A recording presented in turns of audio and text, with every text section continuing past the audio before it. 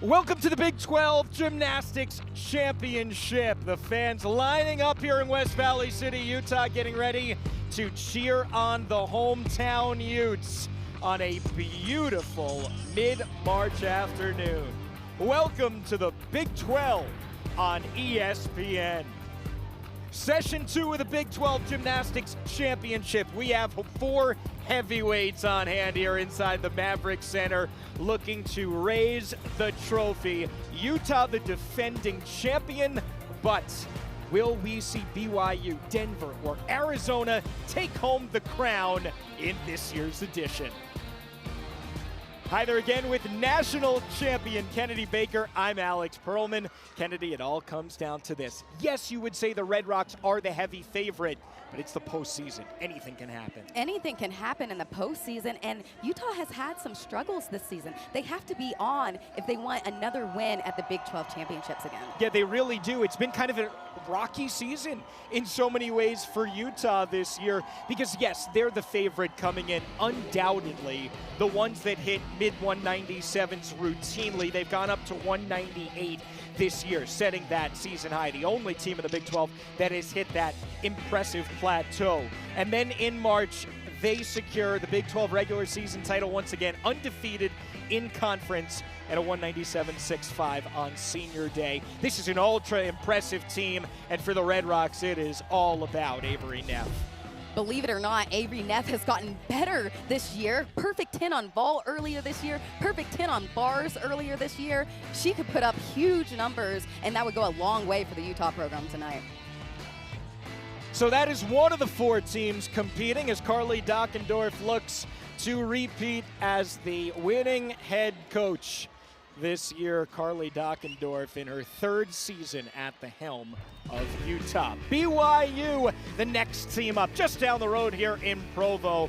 For them, a bit of an uneven season. They've had highs, they've really had lows, though. A 195-2 against Arizona State. A reset, though, after that first meet at Utah. A little bit nervous, according to head coach Guard Young. All the way surging to a 197-225 their last time out at Clemson. One of just 2 teams that has reached that 197 plateau along with Utah. And for them, it's all about Kylie Quinto. They have about 5 athletes or 6 that their main routines come from, and Kylie is one of those athletes, has this mother hen energy and gets the sticks going for their team. Guard Young, the former Olympian back in 2004 in Athens with the U.S. and the BYU Hall of Famer, won 2 vault national champions, now in his 11th season at the helm of the women's gymnastics program with the Cougars. The Denver Pioneers will have something to say about it as well. They finished 3rd last year to Utah and surprise runner-up Arizona. This is a season that has been a little bit down, according to head coach Melissa Kutcher-Reinhardt. Can they put 4 events together is the biggest question coming into this competition. And that's focused on, led off with Cece Cooley. She has been, again, this season, she wants them not to be perfect. She wants a full, complete meet and them to fight all the way through. And Melissa Kutcher-Reinhardt in her 28th season, the winningest and longest tenured head coach in Denver history. And we wrap up the field with the Arizona Wildcats, their 2nd season competing in the Big 12. They had a season low 193.35 that head coach John Court said was maybe the worst meet of his career. Well, they really bounced back, got a huge walk-off rivalry win over Arizona State. Unfortunately, Emma Strom injures her ankle pre-meet against their senior night competition, but they still were able to get the win. We won't see Emma, unfortunately, tonight, but Abigail Martin will try to work her magic once again. This program has been a little different than the other teams we're seeing. They've got a lot of seniority in their lineups. Gives them more of an edge with head coach John Court leading the charge again this year. Should be a strong meet for them. Yeah, the reigning Big 12 Coach of the Year, because remember, Arizona was the team that made a huge push, the runner-up in last year's Big 12 championship. Can they put another fairy tale run together? We will find out. The Big 12 Gymnastics Championship Session 2 is next. Away from the start of the Big 12 Gymnastics Championship Session 2 here in Utah. Before that, let's meet the 3rd member of our broadcast team, Lauren Sisler. Hi, Lauren. What's going on, Alex? And we're talking about Utah, the defending champs here for the Big 12, and they'll tell you they're not the same team that we saw back in January. After some early season struggles, they really went back to the drawing board, hit the reset button, and really reminded themselves of what it's like to be a Red Rock, using a simple image of a sheep versus a lion. Since then, they've competed like a team on the attack, putting up consistent 197s, building confidence through adversity, including battling illness and injury. Now behind stars like Avery Neff, who they call a lion, Utah feels like they're peaking at exactly the right time. And that is good news for a team that has never missed NCAA Nationals, the only program to qualify for all 39. Cami Winger gets us started off for the Red Rocks. Step backwards on that Yurchenko 1.5, the only team competing tonight with all 10.0 start value vaults. There's BYU to begin. Rye Kirkham, they start on bars here tonight. A little short on that shoot over down to the low bar. Judges need to see the toes vertical in the handstand when they do those casts, and again short on that last handstand as well. Legs buckled a little bit on that dismount. The score that they're going to want to drop, not a miss, but Megan Amold, the Denver freshman from San Jose, gets the Pioneers going.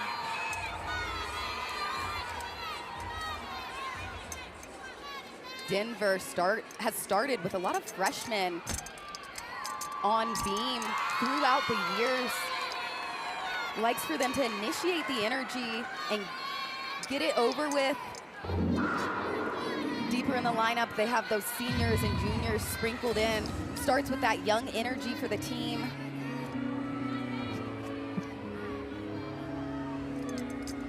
The only score so far, Cami Winger's 9-8. The one to beat at the moment is Arizona State in the afternoon session, scoring a 195-225.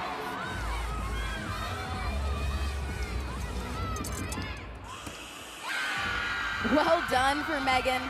Step forwards on that gainer. You want to see those dismounts when they land with a back tuck or a backwards flip. Take a step back if they take a step, not forwards, but did her job of staying on the beam and got the ball rolling. And that's a good sign for Denver. Again, coming off of a season low 47-4. Kind of a disaster, 3 falls. For Utah, their entire lineup is top 5 in the conference. That is how good they are on vault. Cami Winger started off with a 9-8, and here's our first look at Ella Zerbis, who is competing in the all-around for Utah, along with the star Avery Neff. She'll anchor. Small shuffle forwards, but really nice control coming out. Absolutely drilled that vault against UCLA last week. It's hard on those 1.5 twists because it's a blind landing. You have to know the timing and have the correct moment that your arms flare out to get the stick. Let's go back to bars here for BYU with Adeline Glazier from nearby Mapleton, Utah. First score for BYU is a 9-7. In order to beat a team like Utah, if they're hitting, you cannot count a 9-7. It's got to be 9-8 or better, just has to. And so they will look to potentially drop that score. 6 gymnasts competing per event for each team. You keep the 5 highest, you drop the lowest. So you do have a little bit of margin for error, but not much. Adeline working smoothly through this routine. I was impressed with that Jaeger. She's had some struggles throughout her career on that skill, caught with completely straight elbows. Exactly what the judges want to see. I couldn't tell if there was foot movement in the left foot, but much better routine for them. That should be higher than that 9-7. Hopefully get those 9-8s going for them. Denver began with Amold's 9-8. That's a really good start here for the Pioneers. Ranked 26th in the country on beam. It is their weakest event, and she just barely does stay on. But she stayed on, and that's really important. It is really important. That could have been a bigger mistake. Impressed with her calmness as a freshman. Hasn't had a lot of experience on these podiums. Actually graduated to school early after high school.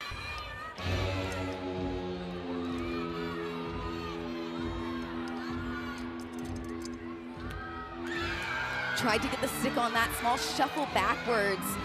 Did her job of staying on the beam, but that is the score they're going to want to drop. Significant deduction in that leg. Let's check out Arizona for the first time. So far, we've seen Tirza Wise with a 9.875. Here's Riley Carmen. This is one of the lower-ranked rotations for Arizona. They're 31st in the country on floor, and coming in at number 29 right now in overall. And that's important because the top 36 teams in the country make it into regionals. And without, they probably are going to get to regionals, but with a very low score, there's a possibility they don't. So this meet is very important for a lot of reasons. Nice control out of that. Like you said, they have been expecting to make it to regionals, but they have to put together a strong competition. Can't give away any tenths, need to be dialed in on this floor. So far, so good. Really nice job on her ending leaps. Got those wolf pulls all the way around. Judges need to see those feet completed 360 degrees around. Back to beam we go for Denver, and Abby Steely's score comes in as a 9.525. That huge balance check really cost the Pioneers. And now it's going to be up to Ashley Gallen, Madison Reidenbach, the terrific all-arounder, Amanda Hargraves, and Cece Cooley to hit, because you do not want to count a 9.525 when you are going up against a team like Utah. And BYU, with a great night, could very well take the title as well as Arizona. The pressure is on the rest of this beam lineup, starting with Ashley. Ashley had a mistake in this routine last week, fell on her side aerial. Nice job on her acro series there. It's a really fluid lineup for Melissa Kutcher-Reinhardt. Maybe the most changes throughout the season. And it's an inexperienced one as well. I mean, Cece Cooley's really the only athlete that comes back after competing last year. This is almost a completely different lineup than last year. Not a lot of experience. So when you head into the postseason, when you're up on podium, it's even tougher for these teams because they haven't gotten the same numbers under their belt when everybody's so young.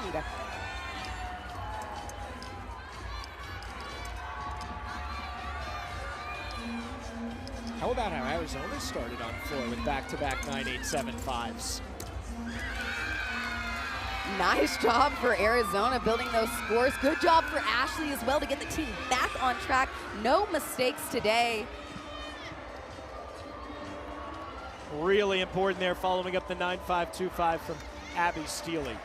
And now BYU will be on bars, having a bit of technical issues, we're being told right now on this apparatus. But Deb Silva, the sophomore, competed all of last year with a torn labrum and had off-season surgery to repair it. And because of that, last year she was a vault specialist, but back to bars as well as floor for every meet this year.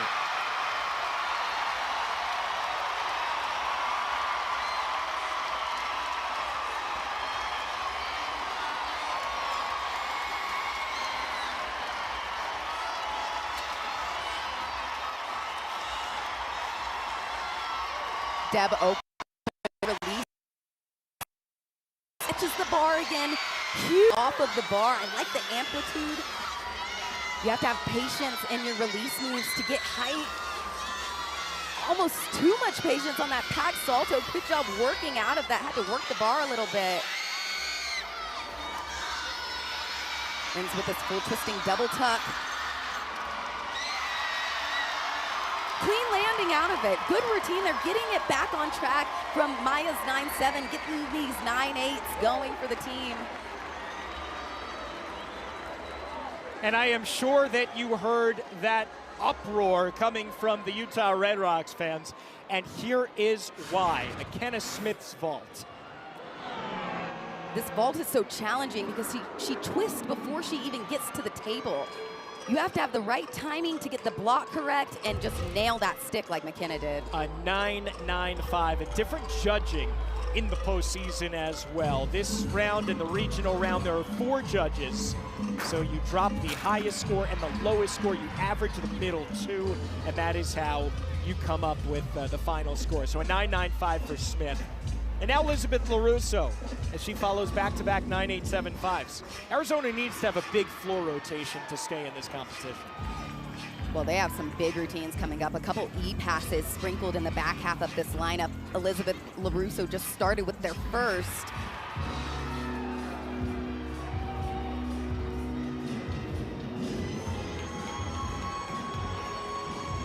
I think it's amazing. She moved to Las Vegas with her family, relocated to train.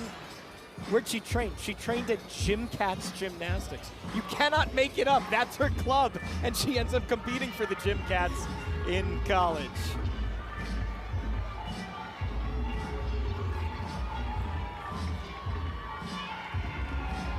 Last pass closes with this 1.5 front layout.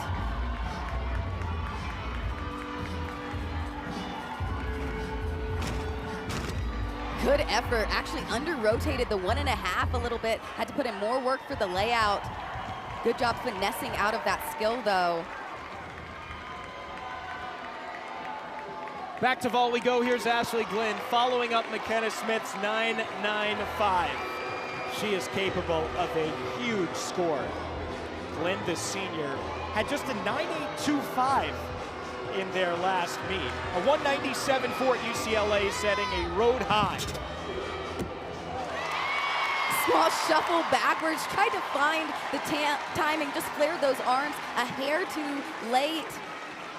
And that was the reigning Big 12 coach champion on vault. Kylie Quinto now, our first look at an amazing gymnast. BYU's lone all-arounder, hoping to drop Deb Silva's 9.675. The lone senior and the AAI award nominee for the team. And the mother hen energy of the team right. as well. Closes with this double layout. Feet were too far in front coming into the landing. Had to take that hop backwards. Clean work throughout the routine though. And on beam, Ashley Gallen scoring 9.7. That needs to count, and for Denver, Reidenbach starting here is going to have to start putting up big numbers. We're talking 9.8 plus. You saw her beam average this season. It is above that. Reidenbach, the junior, all Big 12 in the all-around. She was ranked 5th in the conference. Beautifully done on the opening full turn. Showed off that releve coming out. Oh, sorry, my mistake. That's Amanda Hargraves. Reidenbach came in at a 9.775 when we were paying attention to Ashley Glynn on vault. So that really puts even more pressure here on Amanda. And Amanda has some hard skills like this switch leap to tourniquet quarter. Most of the time you see those tourniquets on the floor because it's such a tricky leap to do. Focuses on being patient, staying tight in her core when she takes off, and going big on the skill. But head coach Melissa Reinhart told us in our coach calls earlier,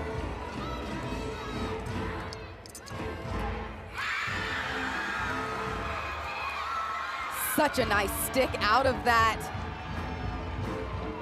And then Sophie Durr, who has added beam to compete all around.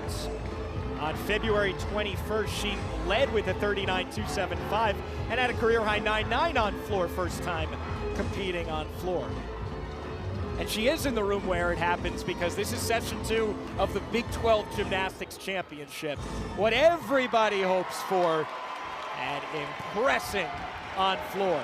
Here's Avery Neff to anchor Utah on vault, following up the 9.875 from Ashley Glynn, the 7-time Big 12 Gymnast of the Week.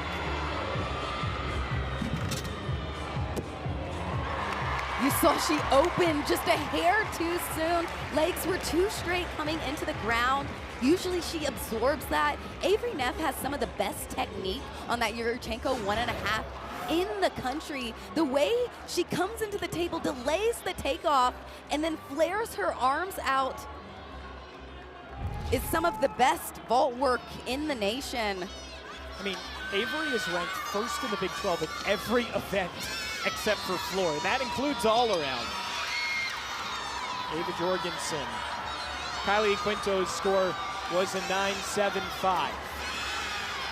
Flew so high on her opening release, slightly short in the cast following, and a little short in the dismount cast as well. Just a small shuffle backwards, but if they want to be in competition with Utah, these teams have to get the stick. You can see early on Utah with that 49.375. They drop a 9.8 from Cami Winger. And in the postseason, you do see a lot of judges scoring maybe a little bit more difficult than they did throughout the regular season. So to see a 49.375, that's a good start for Utah. Well, the unfortunate part, though, about those scores in the postseason, in the second session, they loosen up. So for the teams in the first session, they have even harder judging than the second session usually. Our first look at Abby Martin for Arizona on floor. 9.925 for Sophie Durr. She ate on that one, and now Martin will get her first opportunity. The all-arounder who's ranked third in the Big 12, behind Avery Neff as well as Arizona State's Kimmy Smith. She has won all around the last two meets. And a 9.9 on the floor in their home win to close out the regular season a week ago. Abby is such a powerful athlete. You're going to see her do 3 tumbling passes. A lot of that shuffle backwards. They're allowed to take that step back to the lunge, but they have to keep the front foot planted if they don't want a deduction. She did seem to stay in bounds, however, even though she had a big hop backwards.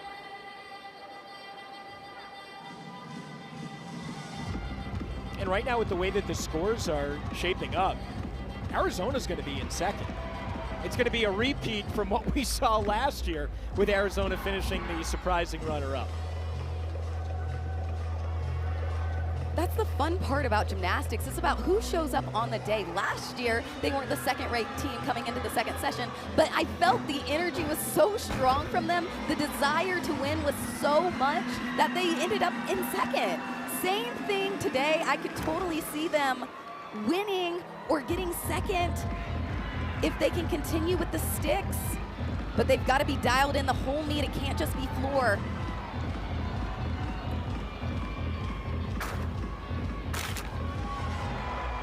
Another scoop back. Look, but the good news is 9.85 from Elizabeth LaRusso is what they're dropping right now. So, yes, this is going to be a lower score than that, but with just one gymnast to go, Delaney Mead puts together a great routine in the anchor spot. Arizona's fine.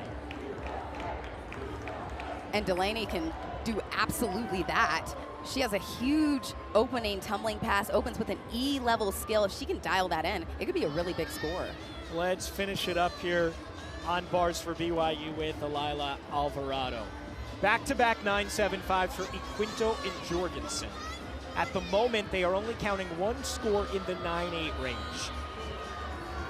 Alvarado can do much, much better than that, and she is going to need to if BYU is going to stay in this competition through one rotation. Still a lot of gymnastics to go, but you do not want to plant yourself in too big a hole early on. Fought to save that handstand. Just the dismount left. Goes to the same dismount you saw from Ava. Double layout.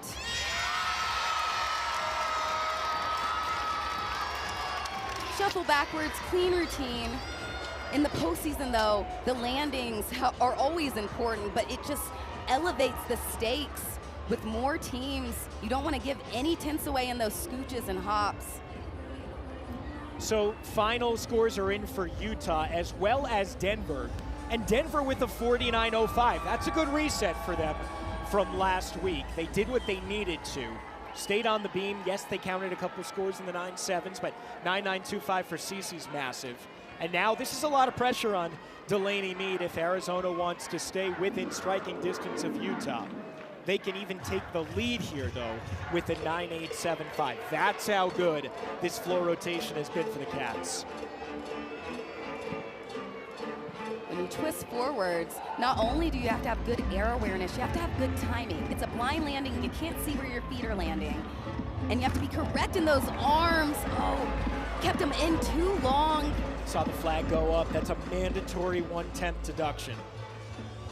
But, again, Martin's score was a 9-8. You count a 9-8, you're doing okay. It's not that is not the end of the world by any means. And that's something this team has been really good at this season, is dialing it in. If a mistake happens, if there's something that they weren't planning to do, they reset. And that's what they've been working on all season long. Want to see that same effort here if they see mistakes.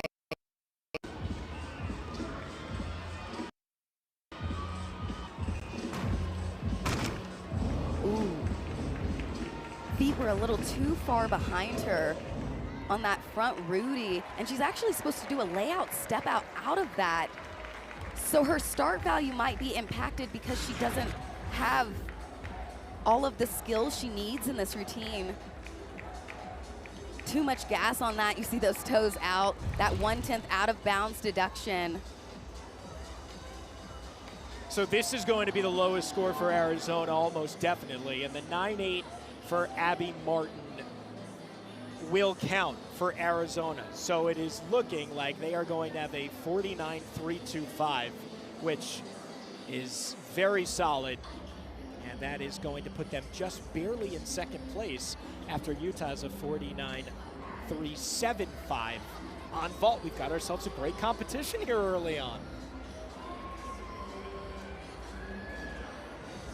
And so we just wait on this final score here from Arizona to see, just to confirm, I think, you know, if this is going to be the lead for Denver, which we definitely expect it to be. But Arizona, don't ever count out the Wildcats in the competition in postseason, because we've seen it year in and year out, and certainly after last year, you'd think that would give them some confidence moving into this one. Totally, and some teams thrive in the postseason. Arizona is quickly becoming one of those teams. Utah is also one of those teams. Postseason is meant for them. They step up, they get the sticks underway. And this is a team that had to replace a couple all-arounders in Allison Fears and Emily Muller, plus fifth-year Elena Dietz, who was all Big 12 on beam. And they have been able to do just that, especially at the end of this season, where they have just gotten better and better. Delaney Mead, as we wait for her final score to come in, it is a 9-2-5. So as confirmed, the lead is Utah's after the first rotation. Lauren is standing by with the Denver head coach, Melissa Kutcher-Reinhardt. Coach, you had the option to pick second for your rotation. You went with beam. Why did you go with beam? I know they're capable of it, and I wanted to face it head on and strong. So looking at the end result, I saw you over there dancing, all that little bit of energy. What do you think about their performance? I'm thrilled. 6 for 6. There's room to improve, but we started off confident, and now we can continue to go one event at a time. And what's your message to them heading into the next 3? Stay in the bubble. Do what they know how to do. They're prepared. Thanks, Coach. Thank you.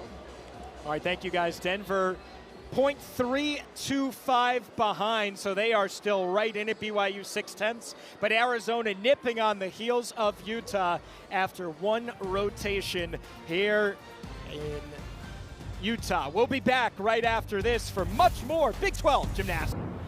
Tomorrow afternoon, the NCAA Women's Basketball Championship second round continues on ABC with a couple of 2-7 matchups. Michigan, NC State at 1 Eastern, then LSU and Texas Tech. Wolverines blew out Holy Cross in their first matchup, and LSU dropped 115 points on Jacksonville. Kim Mulkey's crew looking like they are set at a run to a potential natty.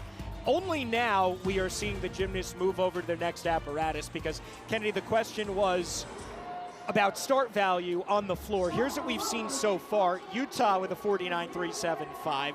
Just a half-tenth behind. Arizona is lurking with a really strong floor rotation, followed up by Denver and BYU. Let's look at Delaney Mead's last pass and potentially what the judges are kind of confused about. They're trying to see if she has enough skills in her routine to start at a 10. She was supposed to do another skill out of that, a layout step out, came in too short, didn't do the extra skill, so she's missing an element. Now they're deciding where she starts at because of that missing element. About how many tenths are we talking here in start value? 4 or 5. Oh, wow, that's a big difference. 4 or 5, I would say. Maybe 3, but you need all your skills. You have to have a certain amount of elements in your routine to start at a 10.0. If you're missing it, you're going to start at a 9.7, a 9.6. Well, you might ask, that score's being dropped, right? It was a 9-2. It's clearly going away. Why does it matter?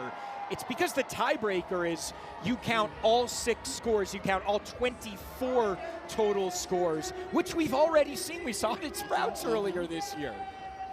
Gymnastics, it's anybody's day. You can't assume that someone's going to come in and win just based off of that scoring, and coaches get specific. They want to know what you take. We saw the Inquire on beam as well earlier in the session, and again today, again in this session, they want all of the 10s that they can get. Kennedy, what did you make of the first session, what we saw from all 4 teams? In the first session, it was exciting. I feel like they had some struggles, but they bounced back strongly, and that's what it matters in gymnastics, about your resiliency. How well can you get back on track? Because you never know. And what about what Utah did in rotation 1? Utah did pretty much what we've seen from Utah Vault most of the season. They're just such a dominant vault team. Last week against UCLA, Avery Neff got that 10 earlier this year.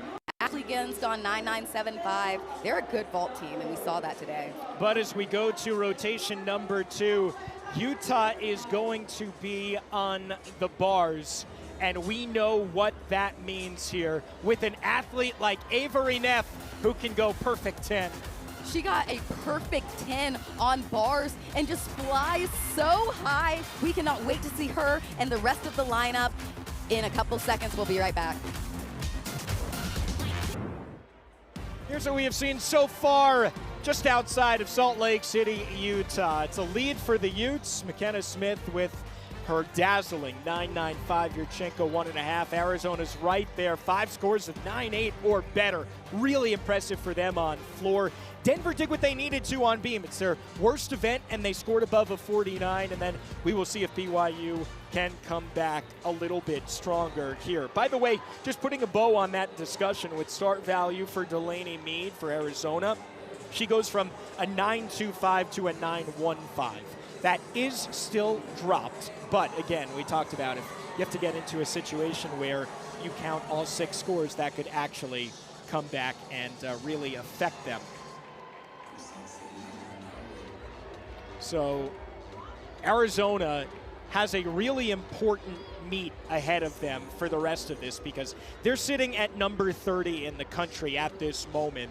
You need to be in the top 28 to avoid the first round of NCAA regionals. So you see, they need to pass San Jose State and they need to pass Utah State. You don't jump 2 scores. Maryland's already locked in at 27. So there's one more spot available for 3 teams right now. And this is going to be a big test for Arizona, especially on vault. A little bit of a disadvantage for them. They don't have any 10.0 start value vaults, so they need to get these sticks on these Yurchenko fulls. Ready for the second of 4 rotations here inside the Mavericks Center. Arizona heads to vault, and we will see what the Wildcats can do. Can they continue that momentum? You know, this is actually tied with vaults, or rather with bars for ranked rotation. And just because you don't have 10.0 star values doesn't necessarily mean that you can't put up good scores. You start at 9.95, but you just have to be a little bit more accurate in terms of your execution. Have to be perfect, but we have proof of that in this building. Miley O'Keefe won the all-around with a 9.95 start value vault at the national championship. It can be done, but you have to be exceptional in your landing coming out. Tirza Wise, the junior, coming up. She will start it off. She's a mechanical engineer major, has a huge course load, but told her head coach John Court she wants to make more of an impact, lighten her load to 15 credits instead of 20.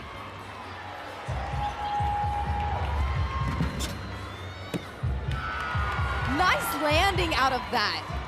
A small shuffle back, but that's what head coach John Court said he wanted from those vaults. You're allowed a small hop, a small shuffle, but on those fulls, I want sticks.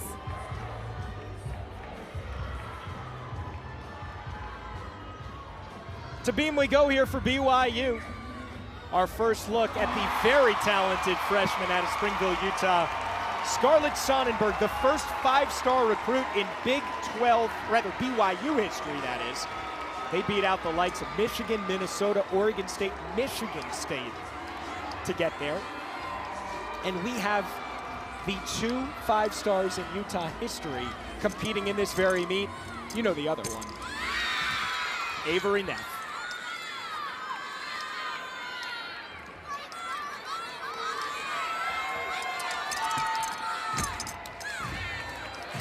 Ooh, oh. Mistake after that acro series. Big wobble from Scarlett. She's been starting this lineup for them most of the season. Only a freshman. How many tenths are we talking on that? Well, an arm circle is a 1/10 deduction. So the judges can use their own discretion. After you get past 2, I don't think they're going to take 3 or 4 if you Sure. just keep circling. But they could take up to 2 tenths Wow. in just those arm circles. Nice stick out of that. Did a good job of staying on top of the beam, but you want sticks on top of the beam as well as the dismount. BYU starting with that 48.775 on beam. They need to put big scores up to get back in this competition, currently sitting in 4th. So let's go back to vault with Abby Martin. There's 9.725 for Tirza Wise. So they did take a lot off of that Yurchenko full. Martin has, you know what, I'm going to say it afterward. I'm not going to jinx her this time.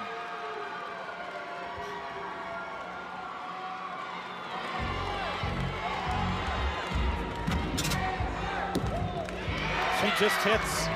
I mean, she absolutely hits every routine in her career on vault.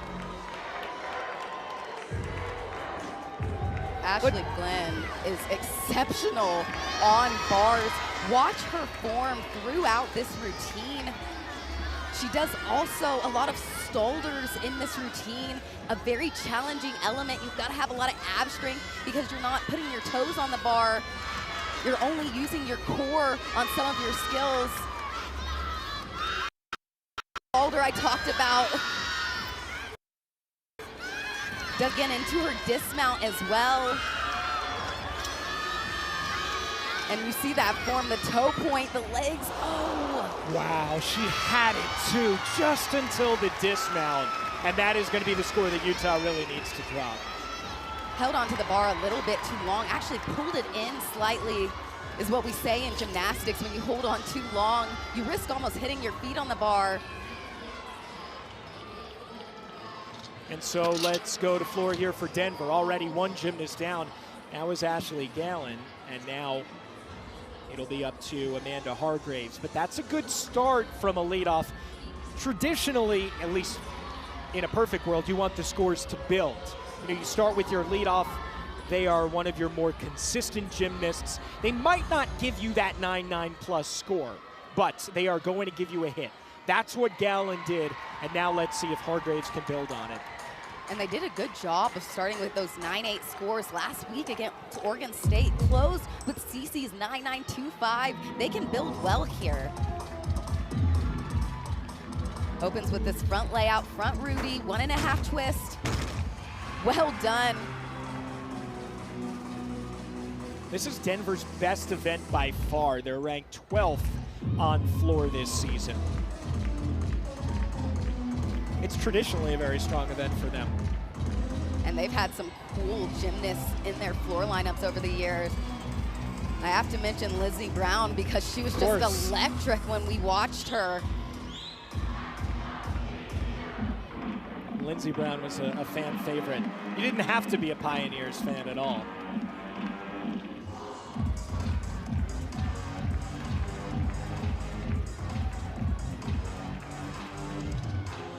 Clean work so far throughout this routine. Just the last pass ends with this 1.5 to layout.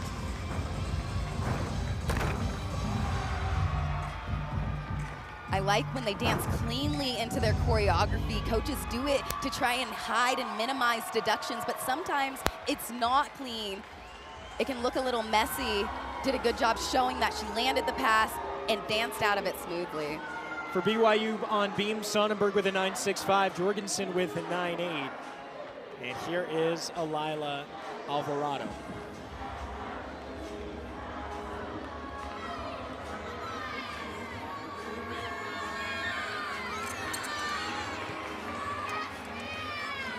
Alila is a beautiful beam worker, has some unique skills in this routine.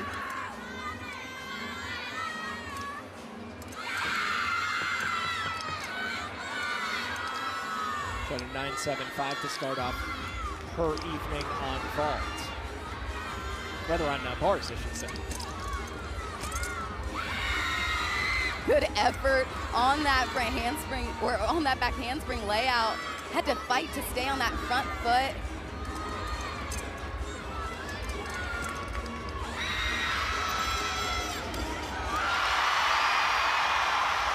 Very solid for the freshman. The skill that Alila does is so unique. A rueda, it's called. It's called a swing down in gymnastics, but she keeps her legs straight and flares it in the middle, upgrades it to a rueda. Such a cool combination.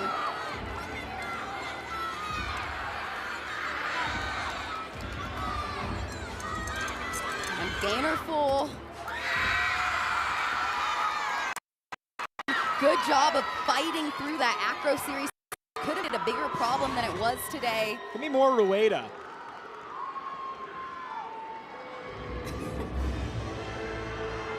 That's incredibly impressive. All right, to vault we go. Sophie Durr follows up the 9.625 from Elizabeth LaRusso. It's a little hard for me to focus with Wicked going on in the background here. The Broadway-themed Kylie Rorick Denver floor routine going on. Sophie Durr building off of the couple of 9.725s. This is a moment for Arizona. They need a big hit. They got it. Nice job. Actually looked like she missed the block earlier. I'm impressed with the way she was able to get that landing around. So smooth. I asked head coach John Court how he builds these lineups, and it's score-based. There's a lot of different philosophies that coaches take in their approaches to lineups. Some like younger competitors first, some like bigger scores first. John likes to build his scores so the back half are his biggest scores. So we'll go to beam now with Kylie Quinto as we wait on Alvarado's score to come in. We have now had, this is our second rotation, right? You could probably hear in the background. This is the second time that we've already had a Hamilton-themed, the exact same song too, The Room Where It Happens. Everybody loves Hamilton, yeah, Alex. They do, and they love Broadway. Reisman score for Utah was a 9.87, or rather 9.85. As we wait for BYU on beam, recapping Denver's floor, 9.82599. That's exactly what they wanted to see out of Hargraves. Sophie Durr's score a 9.775 for Arizona. And so why don't we go to bars while we have the chance. With Ella Zerbis, one of the two all-arounders, along with Avery Neff, who you'll see in the final spot for this rotation. Ella working beautifully through this routine, has also elevated her gymnastics this year, is even more consistent. That is a massive, massive dismount. Now Quinto on beam. I can't wait to see that score coming in for Zerbis. shaky. That's her acro series. Couldn't quite get to her back foot on that side aerial. They've looked a little shaky on beam overall. It's also a team that's improved 17 ranking spots from last year on beam. Stayed on, but that's going to be a huge deduction. So they're going to have to count the 9.65 in the leadoff spot from the freshman Sonnenberg. Uncharacteristic from Kylie on that split three-quarter. Just couldn't get the plie in her knees that she needed coming out of it when she impacts with the beam. Gainer full dismount left. Nice stick, but that deduction on that split three-quarter is going to be huge, almost equivalent to the 5/10 fall. Ella Zerbis' score came in at 9.85, and you heard a little bit of disdain from the crowd here. A lot of red, as you can imagine, for the hometown Utes, competing just about 20 minutes away from the Huntsman Center on campus. Ainsley Griever follows up the 9.775. To break into that range, they just have to in order to stay with Utah. And they've been kind of tight on scoring on vault, Alex. We saw that even in the first session. These judges are taking the full deductions on this event. Another hop back for those Yurchenko fulls, but you can't take those hop backs on those 9.95 start value vaults. You kind of have to get the stick. Yes. Or else just the potential for your scoring plummets, unfortunately, and that's just kind of what happens when you have that Yurchenko full. It's easier to stick, so the judges are going to reward you for the stick and deduct when you don't. Ada Potterariu here for Utah, the former Canadian international. Won a silver world medal competing for the Canadians. She's the reigning Beam 12 champ, but Big 12 champ that is. But Potterariu goes down. And now that 9.575 for Utah is going to have to count. And we have seen inconsistencies. And Anna looks a little shaken up there. Such an uncharacteristic mistake from Anna. Had a really nice cast handstand. But when you get those handstands all the way up, you have to be more patient putting your toes on the bar. Talking through things with her coach and trainer. Utah had some illness last week, might be working through some of that. 7 gymnasts had the flu last week. There is a time limit though. And hopefully you have up to... Anna's still okay to go. How long? So 30 seconds. The time limit, and hopefully she's okay. There's head coach Carly Dockendorf, and she is going to scratch. So they are clearly going to drop that score, and Ashley Glynn with a 9.575 will count, and the pressure's on Avery Neff, and hopefully Anna's okay because she's so good on beam coming up. But of course, nothing is more important than her health. In that fall, you know, she fell backwards. When you're ill on those Maloney's, if you miss them, you might bop your head a little bit in the back. Just being cautious with her, making sure that she's safe and feeling well. To floor for Denver, ride him back following the 9.875 from Shyla Bhatia, which is great news for Denver because we weren't sure if we'd get to see her compete. She rolled her ankle during training this week, and thankfully, she seems good to go. 9.875 for the freshman. Shyla has been excellent for this Denver program. Especially on floor, such a twister. Even in her leaps, the switch side half, straddle jump.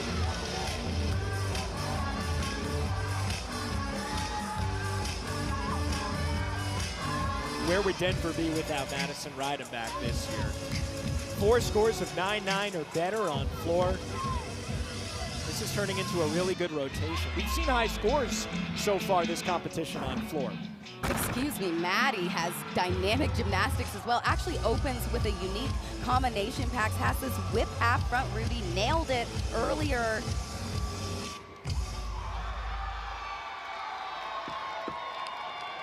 If Denver continues this, they're going to be right back in the mix, potentially going into the third rotation.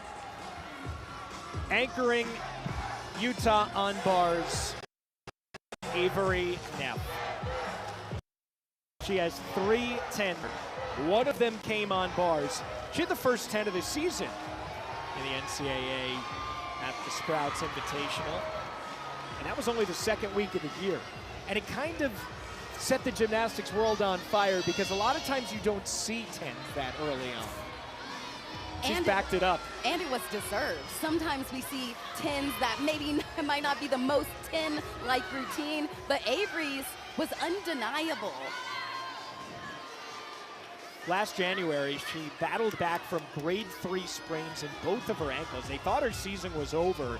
She returns 3 weeks later, and head coach Carly Dockendorf told us that we saw her at the best that she can be, but not necessarily her best. This year, I think we're seeing her at her best. And if she's not the Big 12 Gymnast of the Year, I don't know who is.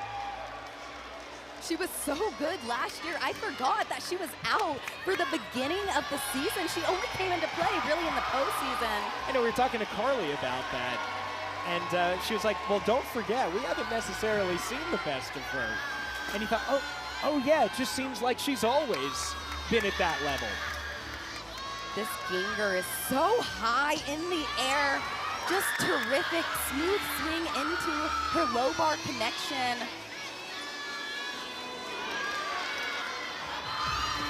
Closes with this full twisting double layout. Wow. Show-stopping.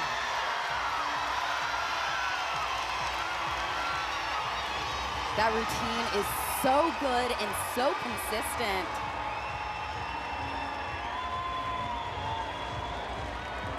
And especially with Poderariu's 5.2, that is the score that's obviously going to go away. And Avery Neff just anchored Utah exactly how she needed to. Cece Cooley follows up the 9-9 from Denver's Madison Reidenbach. They're dropping a 9.825 at the moment. Cooley is capable of much more than that here in her New York-themed routine. Last year was the first year that she competed all 3 events, and she usually has Taylor Swift as her choice for floor music, but this year it's New York themed. Something I can get down with, being a New Yorker. Little Jay-Z and Alicia Keys moment here.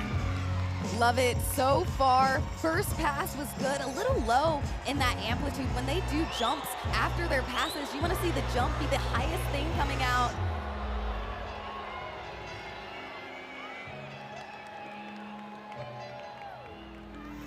Cece hails from New York City.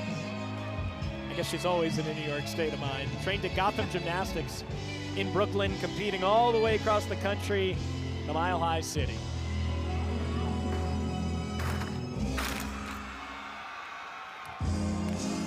Had a lot of power coming out of that. You saw that slight finesse.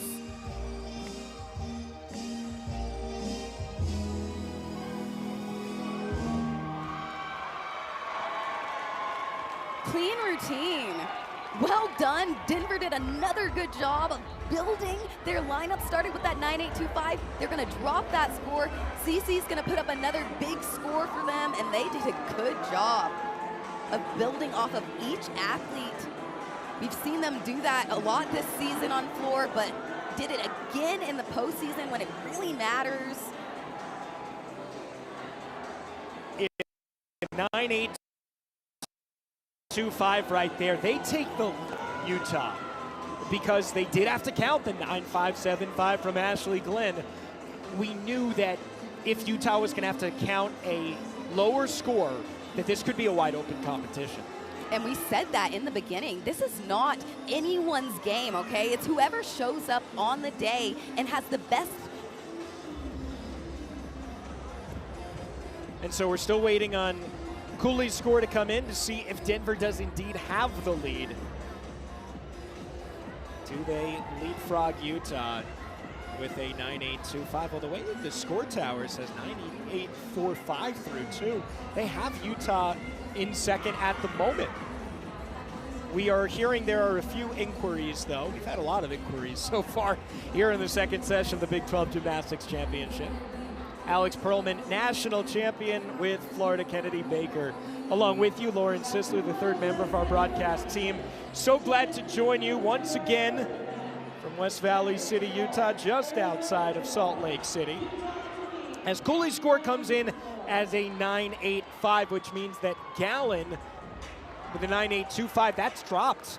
And Denver has the lead going into the third rotation. It is a half a tenth, so it is still a very, very tight competition. Lauren standing by with the BYU head coach, Guard Young. Coach, 2 events down. You talk about Beam being the big equalizer. How do you feel like your team stepped up there? Well, first of all, I'm just so proud of these young ladies. They're showing a lot of fight and a lot of grit.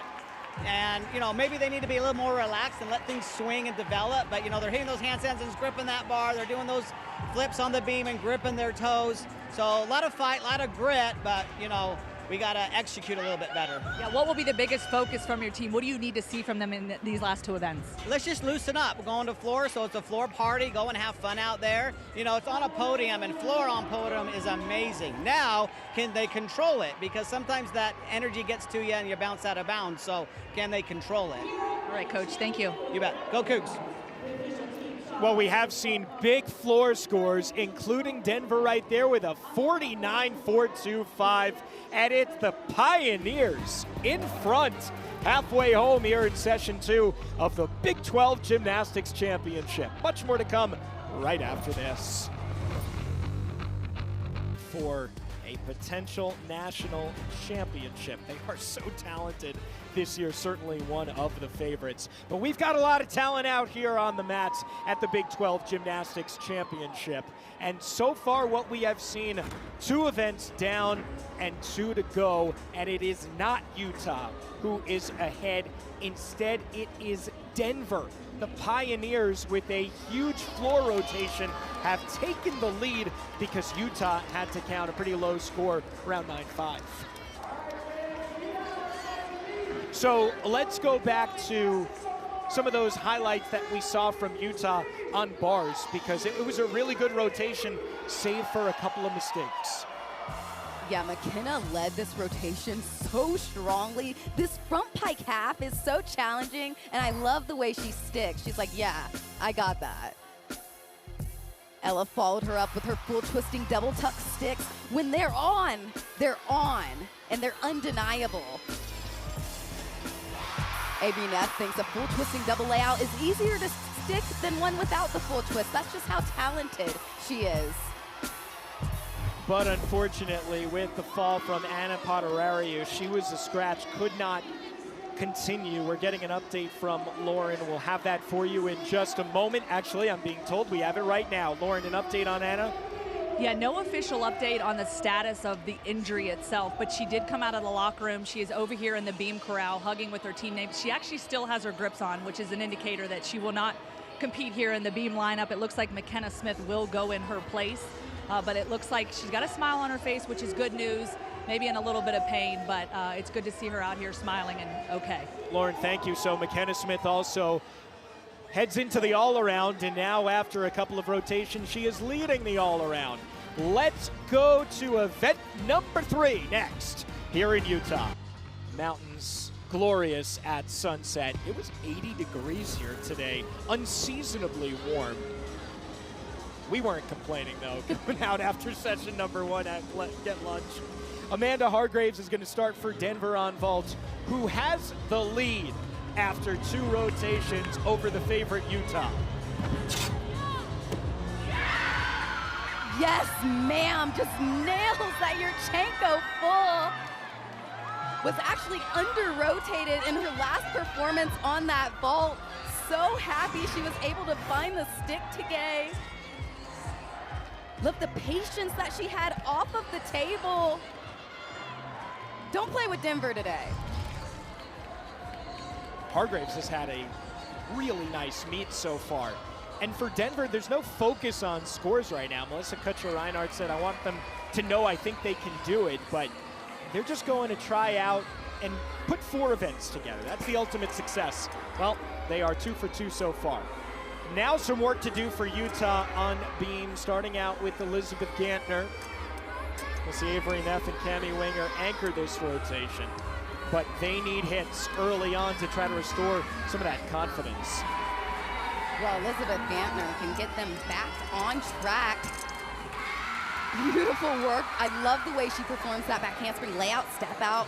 She went in last year in critical moments, so she has a high ability to handle pressure. Fought really hard to get into this beam lineup consistently this year. Nice job on that straddle jump as well. Judges want to see those legs at 180 degrees completely.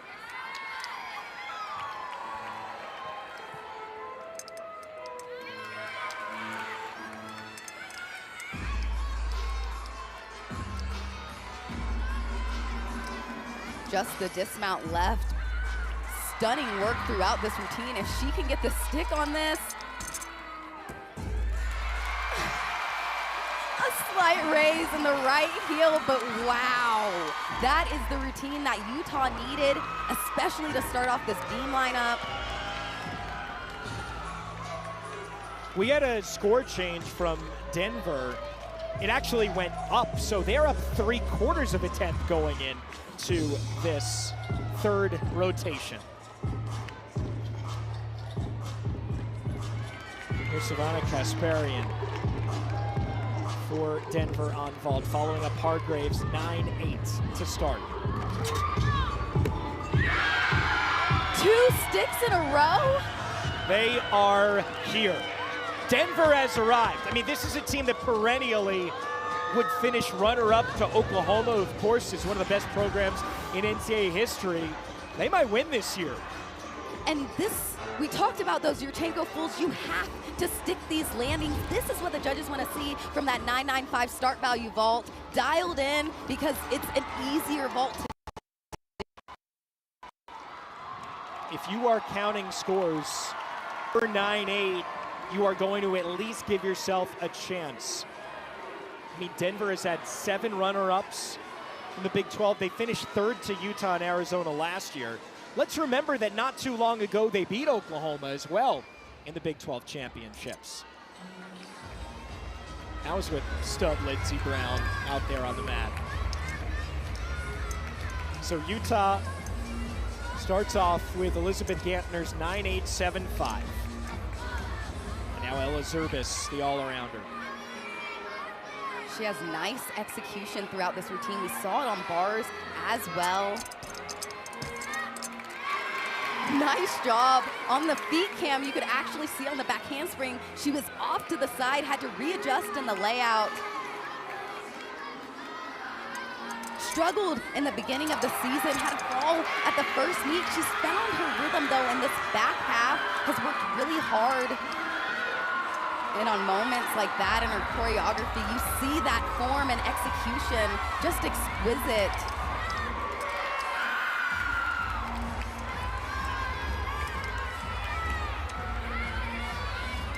Head coach Carly Dockendorf likes Ella in these lineups because her form scores really well in these college settings.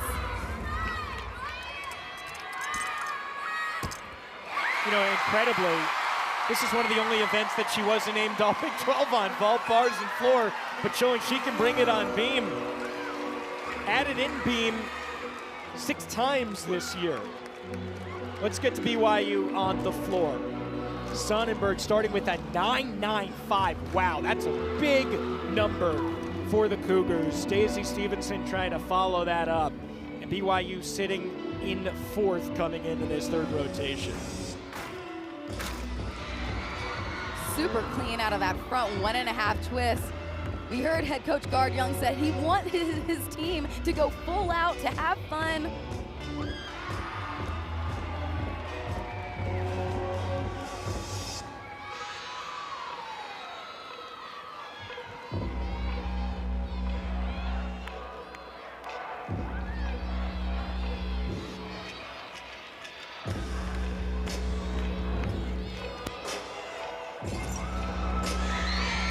slow, and that back leg on the split full.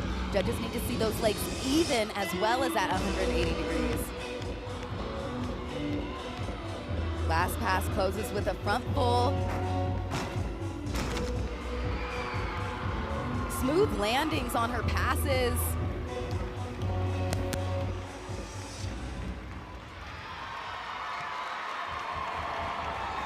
Well, if there's one thing that's really working for BYU, it's that they get to be on the floor, because by far we've seen the highest scores in this competition happening in that event. To bars for Arizona, where they've started with a 9.65, 9.725 coming in for Sadie Smith, and now Delaney Mead. If Arizona has any chance of staying in this competition, they have to start putting up some 9-8 plus scores. Delaney has a big bar routine, opens with this piked Jaeger, an E-level release, and let go too early and miss the bar. If you don't touch the bar on your release moves, you don't get credit for it. I need to see how close she was to the bar, because she might have to repeat it again. She gets credit for the skill. And so that will change where you pick up your routine. So instead of having to repeat the piked Jaeger, she's just gonna cast, do her transition down to the low bar and finish it out.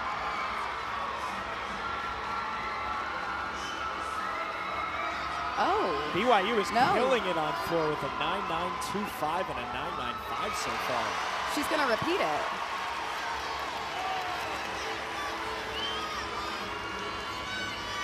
Okay.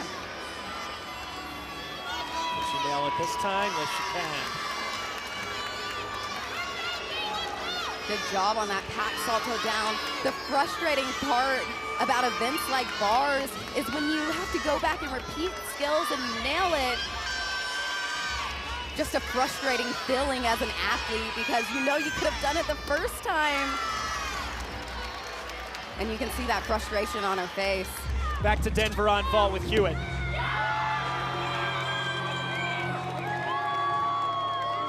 Controlled hop back, nice vault. But they've got to dial it in if they want to get the win. They do, there's no doubt about it. That's what BYU is doing on floor, though. Trying to keep up with Utah, with Gantner and Zerbis, both putting in 9.875 routines. And Brinley, Anderson, Brookman. She's usually BYU's beam queen. Had a 9.975 against Clemson, which tied her career high now on floor. Has competed there and beam every single meet this year. Good effort, had a lot of power. Shadow jump traveled a little bit. Judges want to see those jumps happen in place, but head coach Guard Young loves the way that she performs. This routine is so expressive in her choreography. BYU does have a lot of ground to make up, because they trailed Denver, who was in first, by 0.6 after 2 rotations.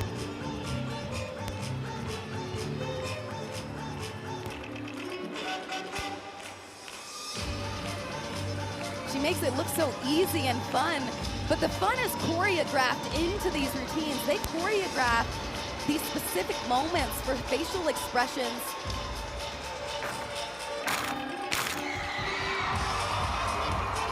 Nice last pass as well. That's plenty to smile about there for Brinley. She dealt with back injuries early on in the recruiting process when she was being looked at. And by the time she was healthy, no one really had scholarships left. But Guard Young had a great relationship with her club gym. He knows the kind of gymnastics that they have throughout this state, and said, we got a spot for you. She has absolutely rewarded her head coach throughout her career. Arizona will have to reset. Following up Delaney Mead's fall, that is at least a 5/10 deduction coming just for the fall alone. So we're just waiting on the score, and of course going to affect the start value. And we'll go to vault. Addie Hewitt with a 9.775. They're dropping Reidenbach's 9.75. And here is our only look at Mia LaBrush, the reigning Big 12 vault co-champion, but coming off of a 9.8 the last time that Denver competed. They have all Yurchenko fulls in their lineup.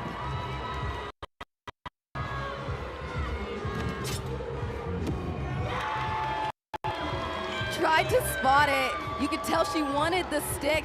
Had to take that hop backwards though. Just had so much power off of the table. And now Abby Martin competing in the all-around. Back-to-back falls here for Arizona. This is certainly disappointing because they were leading going into that second rotation, and now we're just barely behind, I should say, Utah. But what went wrong here? She held onto the bar too long. Athletes do that to try and elevate the amplitude of their skills, but if you hold on too long, you can't make it back to the low bar or the high bar, and that's what we saw right there in that pack salto. This is just a killer for the Wildcats. And so uncharacteristic. We don't usually see that from Abby Martin's bar work. She's so consistent usually on this event. Closes with this double layout. Let's go to Avery Neff, who's top 13 in the country on beam for Utah.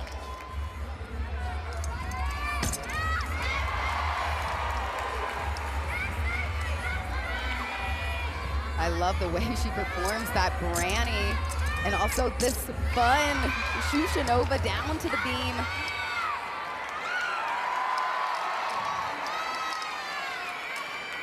Her gymnastics are just special. Former runner-up in the all-around at Nastia Lukin Cup, showcasing some of the best young gymnasts in this country. She's so She's just improved since then. And competes just smiling through this entire routine. No worries at all. And why would you? Because she sticks like that every time. That is going to be a big score for Utah. And at the moment, they're dropping a 9.825. You had a feeling that the Red Rocks were going to be hungry going into the third rotation, trailing Denver, and they are showing why they are the favorite here in the third rotation. And we mentioned it, you know, when Utah's on, they're on. They're on like 9-9 plus on. Oh, definitely. They're a national championship contender when they're on. One of the teams that has reached that magical 198 plateau. Shyla Bhatia finishes Denver on vault. Their lone 10.0 start value vault, because it starts from a 10. You have more 10s to play with. Took that step forward, a step in the right direction. We say in gymnastics.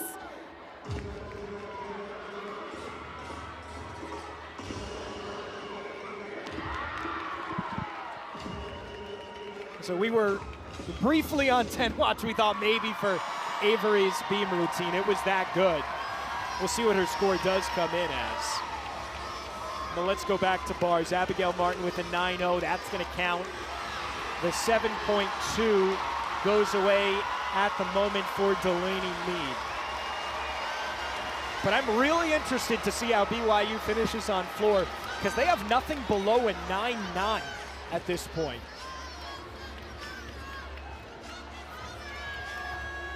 And they close out with Kylie Aquinto and Zoe Hale. We know they can put up big numbers. This is Sophie Durnow.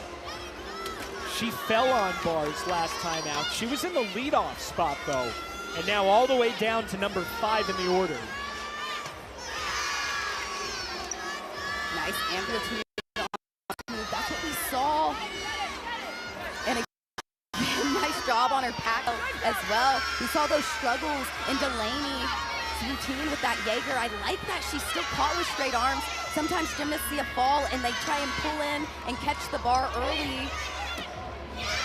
Floats down the full twisting double tuck with the stick. Good bounce back, but those two falls and mistakes are impactful in this lineup. There's no denying it. Arizona absolutely needed that one. Avery Neff's score was a 9.925 for Utah on beam. Cami Winger is finishing up as we speak right now on beam.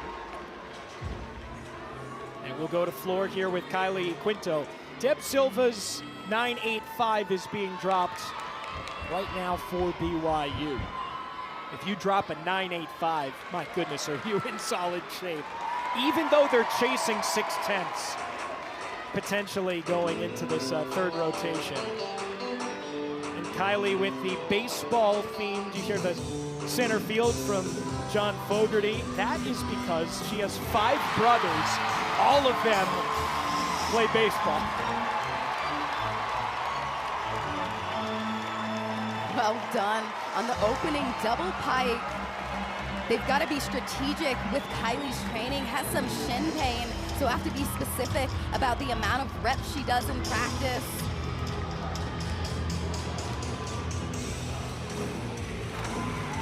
One of the reasons that Kylie stands apart in NCAA gymnastics is her specificity, and we saw that on her leap right there.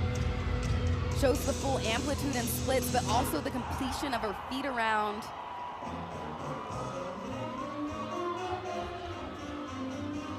I'm not sure I've ever seen a sports-themed floor routine. This is fun. They've had some unique routines over the year. They also had that fun Barbie routine a couple of years ago by Rebecca Bean.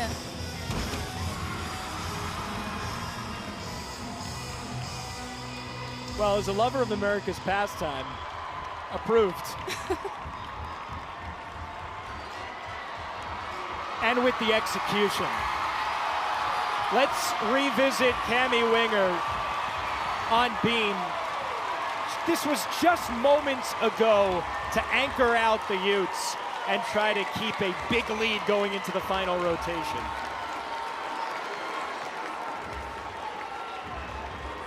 This routine was mesmerizing. That's why you're seeing that 9.975 on the side. Just nailed this triple series. She's had struggles over the years with this acro series, not today, and has had much more consistency this season.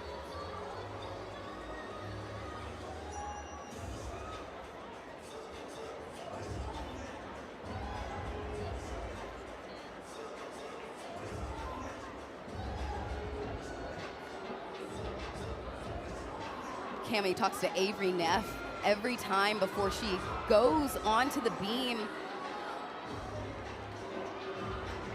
I would love if I had a beam speech from Avery Neff leading into my beam routines. I think that would give me some confidence. I know it gives Cami some. Inspiring, and there is a reason that she anchors this beam rotation for Utah. So well done on her dismount. That gainer full is a perfect stick. Cami Winger with a 9.975. She got 2 10s and 2 5s. So we'll see what the final score for BYU. Aubrey Kronfeld finishing it off for Arizona on bars, though they're effectively out of this competition, having to count the 9.0 from Abby Martin. A couple of falls for the Wildcats. Denver, did kind of, I guess, what was expected. When you have 6 9.95 star values, you have to be perfect. They started off well. They do drop a 9.75, but they'll have to count the 9.775 from Addie Hewitt. And let's finish off this third rotation with Zoe Hale. And what a time to make your career floor debut.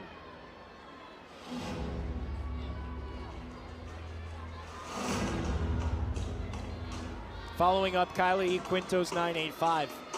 They are going to drop potentially a 9.85, depending on what Zoe Hale can do. She stayed in, but she did take that extra step. They can take up to a 10th for that step right there. Saves the 10th of out of bounds deduction though.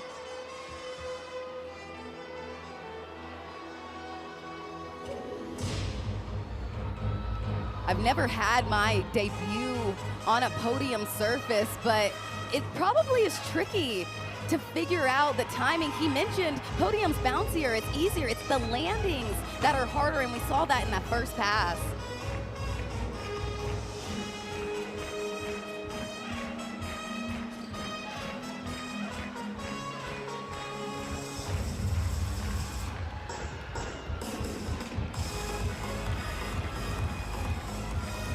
Last pass for Zoe Hale, front 1.5 to layout, step out, legs buckled out of that, had to work in the layout, step out. Good job keeping it on her feet though.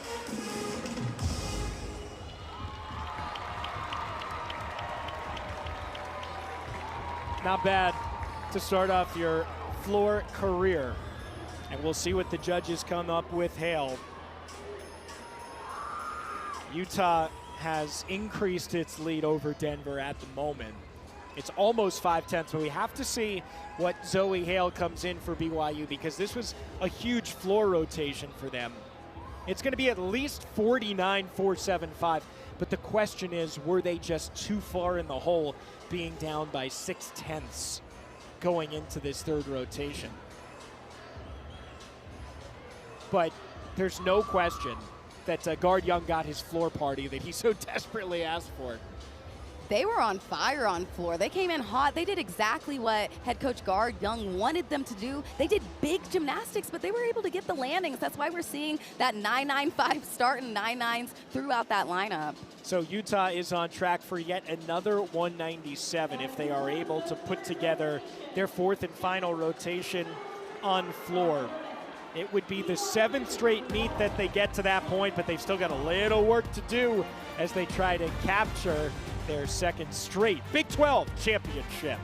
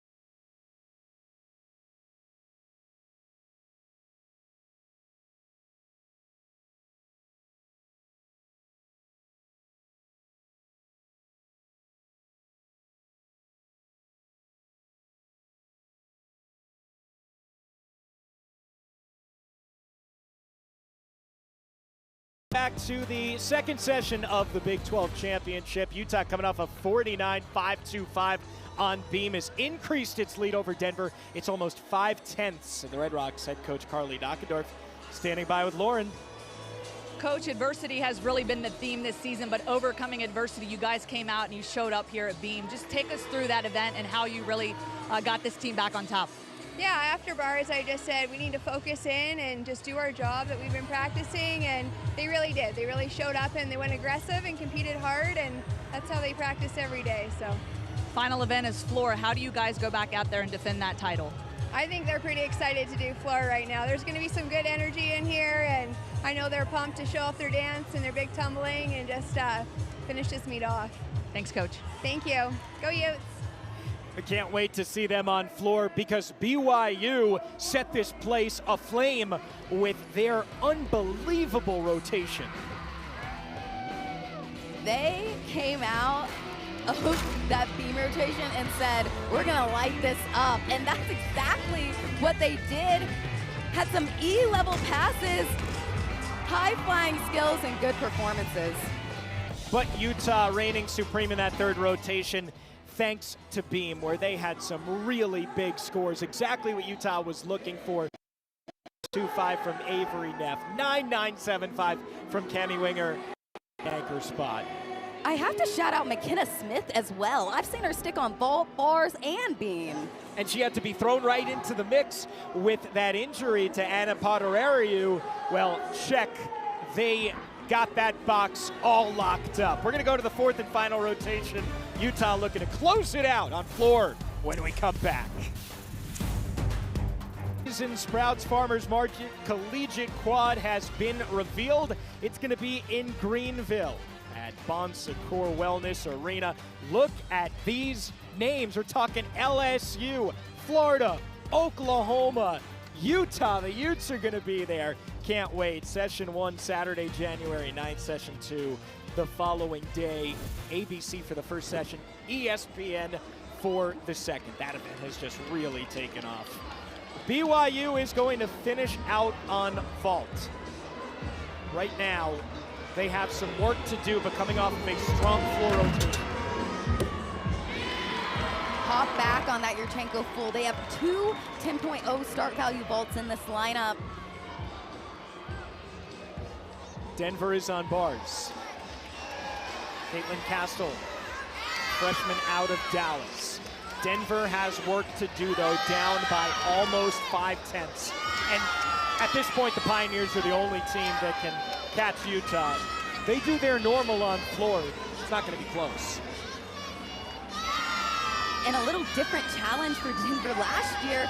All of the bar lineup competed at Big 12. They had an advantage. Different lineup this year. New and fresh faces. A little short on that double tuck coming out for Caitlin on bars.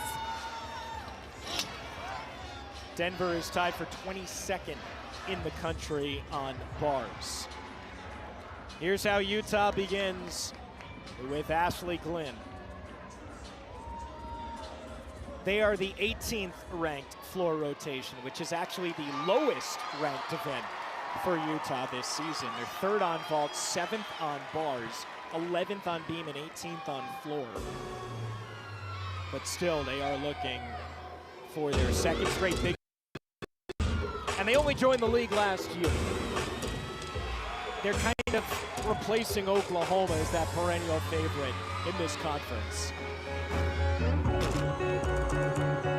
Short in that front double twist, uncharacteristic for Ashley Glynn. And that's going to count as a fall. It is. That's 5/10 right there.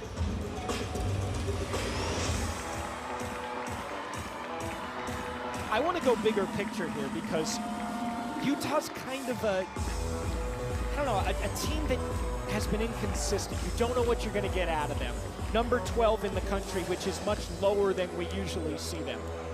They've never missed nationals, 39 straight years. Do you think this is a team that can get back to Fort Worth once again? I think they can get back to Fort Worth, but they have to be consistent, and that's what we've seen a lack of from them this season.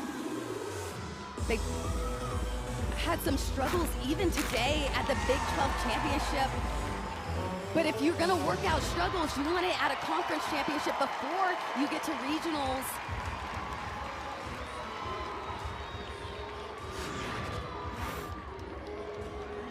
Didn't get her punch and set that she usually gets twisted right off the floor. You've got to delay a little bit so you get some hip rise before you start twisting. Missed that today. And so the door might be open for Denver. It might not. Remember, you get to drop your lowest score. And if Johnson, Neff, Zervis, Smith, and Curtis all put up big numbers, Glynn is not going to matter. Her score won't count. Reidenbach following up a 9.75 from Castle. What is going on with the bars here today inside the Maverick Center? To me, the bars look a little stiff. You see them struggling on those Jaegers especially. They're not getting the bounce that you usually get. When you have stiff bars, you've got to be extra patient. She let go too early and couldn't get back to it. Got credit for the skill, but the 5/10 fall. What adjustment can you make if you've seen this throughout the competition, that the bars might be a little stiffer than usual? You've got to be more patient. And if I'm head coach Melissa Reinhart, I'm telling my team, wait, relax, don't rush your gymnastics, hold on extra long. So now we know that Castle's score is going to count, and they will try to drop Reidenbach's score. But trying to make up almost 5/10s, you have to be kind of perfect.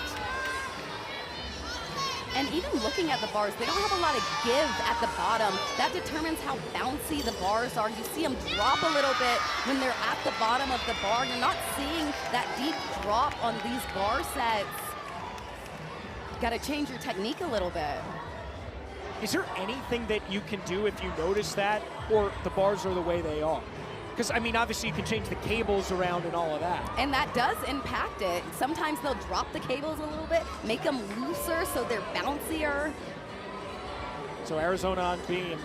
Lenchner with a 9.825 to start. They were in last coming into this rotation by a few points. So this is just academic here for Arizona to try to get through this meet. And remember, they need to put up a good score to try to avoid missing regionals. And they are going to need a big rotation here. There's a lot on the line for Arizona, even though maybe the Big 12 championship isn't necessarily in the balance. Yeah, they're expecting to be at, but they've got to get there. So this beam is of utmost importance. Well, and it's almost in their backyard. They would go to Tempe, which is only about a 2-hour drive from Tucson. Normally, it's a flight. And so they'd have a big representation there. And we're being told by our amazing statistician, Claire Billman, that Arizona is locked in. So the updated situation is that apparently this is not so important anymore here for Arizona on beam. And that's good news for the Wildcats. Also, they might not know that, I'm which sure they is don't. an advantage for them. They know they need to hit. It makes their competitiveness come out. I think it's a good choice if they don't know it. I did not see Claire texting John Court, so I would imagine they probably don't. BYU on vault, a 9.75 and a 9.8 from Maya Kirkham. Ava Jorgensen is one of those two 10-0 start values. She was the only one last season. This ball is tricky. Full twisting Yurchenko, pike off.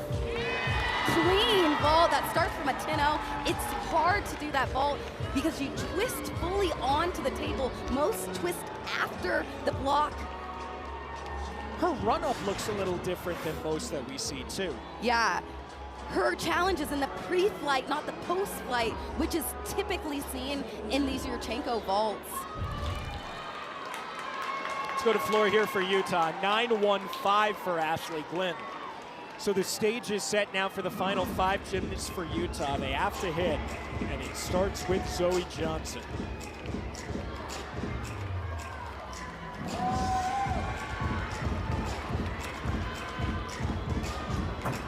A lot of power going into that double layout. Perfect stick. there's nothing better than a stick and a lunge just because you can. She didn't need to, but she nails that pass. I love it when they show it off. It's a lot of pressure on your Achilles to stick side by side. That's why they let them take that lunge.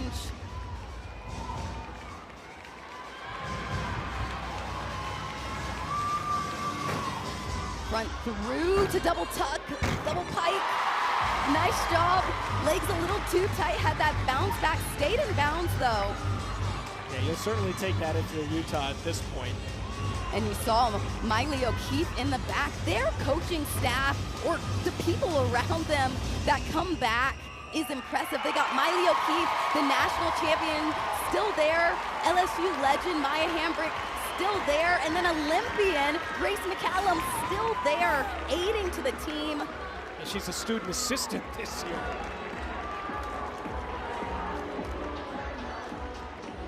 Legs just a little bit too tight, but minimal deduction there, not too bad. And exactly what Utah was hoping for. They got the hit after the fall from Glenn. Here's Kylie Rorick following up the fall from Reidenbach. Does the same skill as Maddie, a Jaeger into this. Patient, waited on the swing and was able to re-grab the bar. Good job from Kylie there. Nails that handstand out of her shoot over down to the low bar. Closes with this double layout. If she could get the stick, this is a really high score. Shuffle backwards, but nice routine and bounce back for the Denver lineup.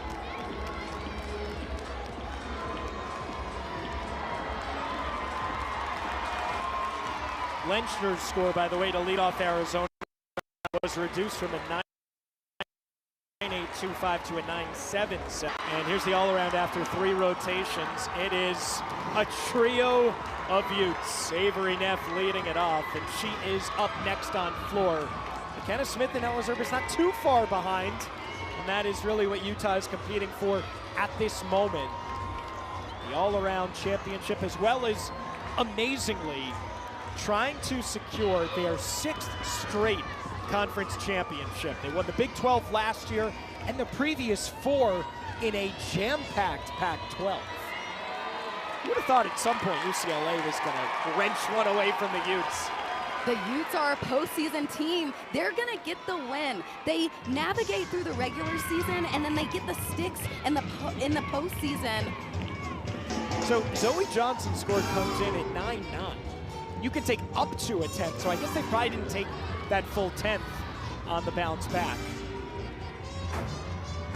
This is so theatrical and so big. Such a fun opening combination pass. Avery's just so spunky in her performance, in her gymnastics. Really fast twitch, that's why you see her pop off the ground quickly. Kind of similar to me, to Haley Bryant, honestly.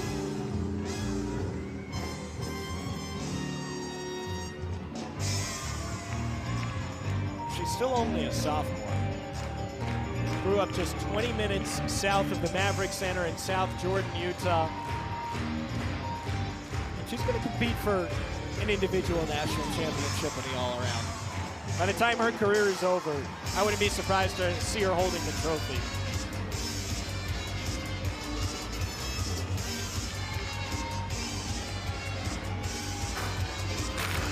Queen, 1.5 front full.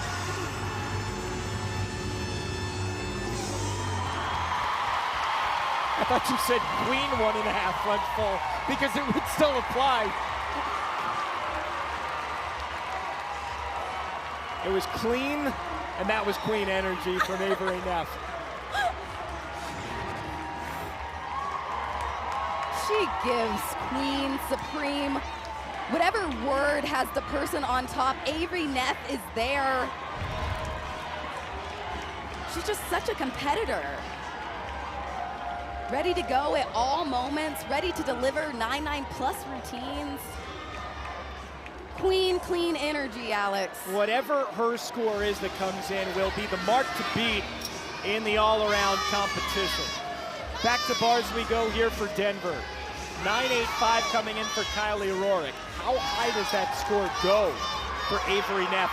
Following up what they gave Zoe Johnson with the 9-9. Almost a perfect 10.9975 for Avery Neff. Shyla working beautifully on the bar. Oh, that step back and the double layout is going to be the biggest deduction in that routine. Such a pretty bar swinger, really patient in her rhythm throughout elements. So Avery Neff comes up just shy of the potential 10 with a 9.975. We saw it from Cammie Winger as well on beam, and now our second 9.975 of the competition here for Utah. So she has 10s on vault and bars. Beam and floor is what she needs for a gym slam, which she may get at some point, which is a 10 on all 4 events.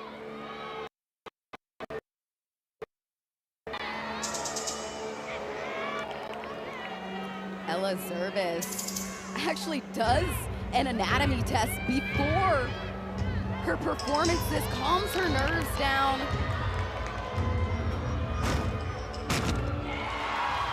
Wow.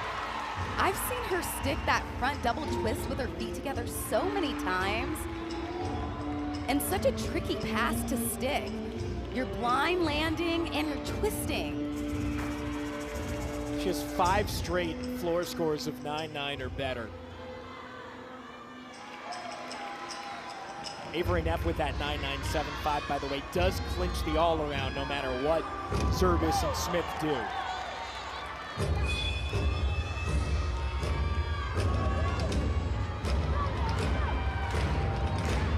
Maya Hambrook does the choreography for the Utah program. Have some really fun routines in the back half of their lineup. Intense performances. Beautifully done on that 1.5 last pass for Ella.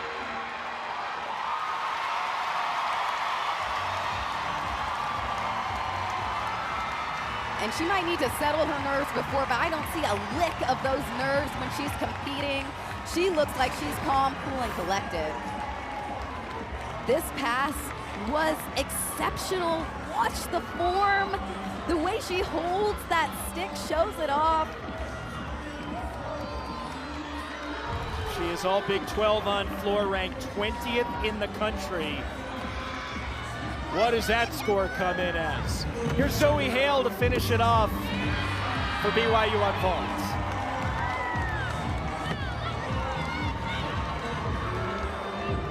Trying to build on that final score to come in. Back to bars here for Denver. And back-to-back scores in the 9-8 range. Mia LaBrush now finishing off her day. Stunning height on that Maloney.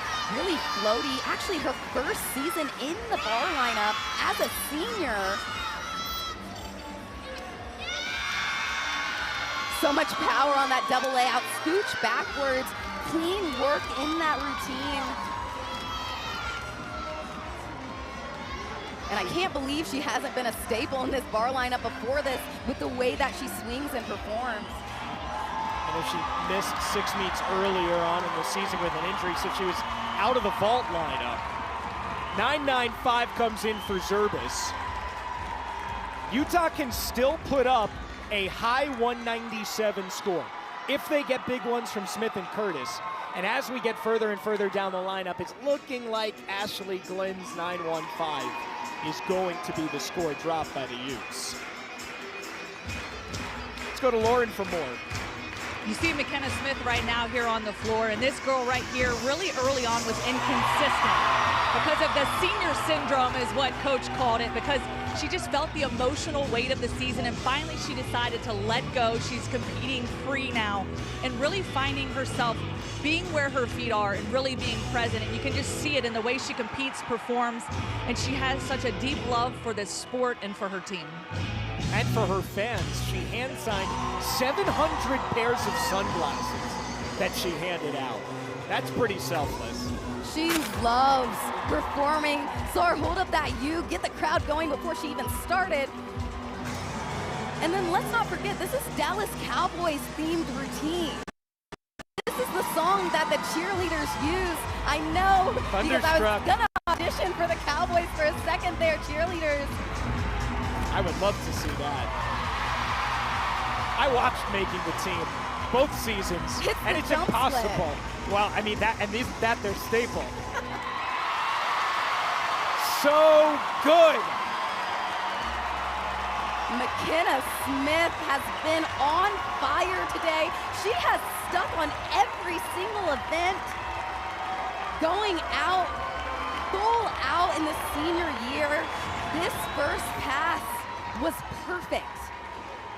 This front double twist, front tuck, sticks, holds on to it.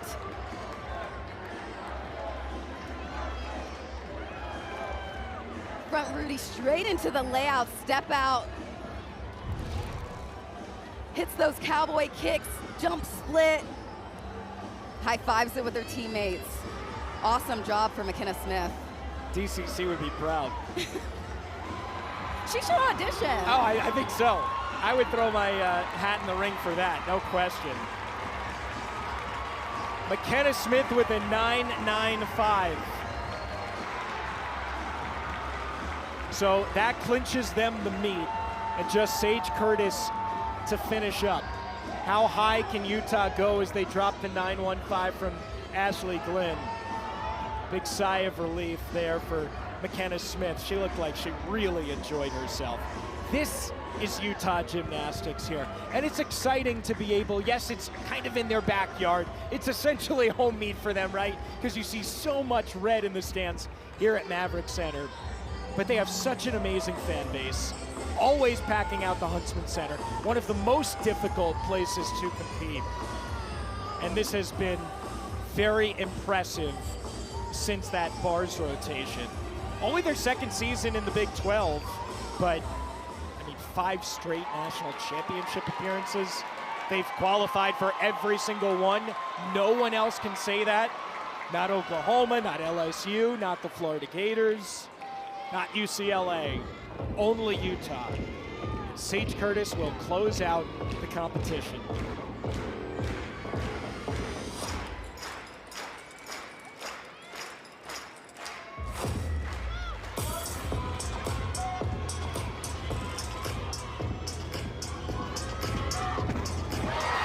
Such a big and open double pike from Sage to start off this routine.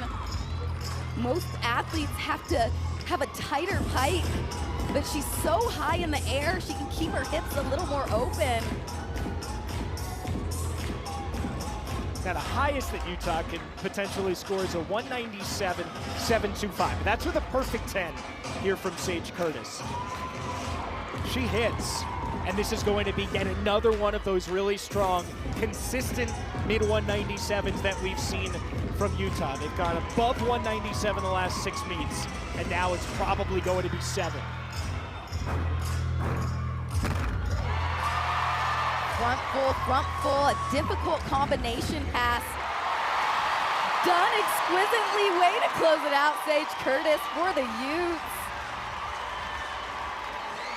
How much can this type of final rotation, already in a postseason environment, springboard them into regionals? A lot. I feel like this was a huge step for Utah. The confidence was built, had that mistake in the beginning, dropped back, but then we saw the bounce back, and that's the team that we can be.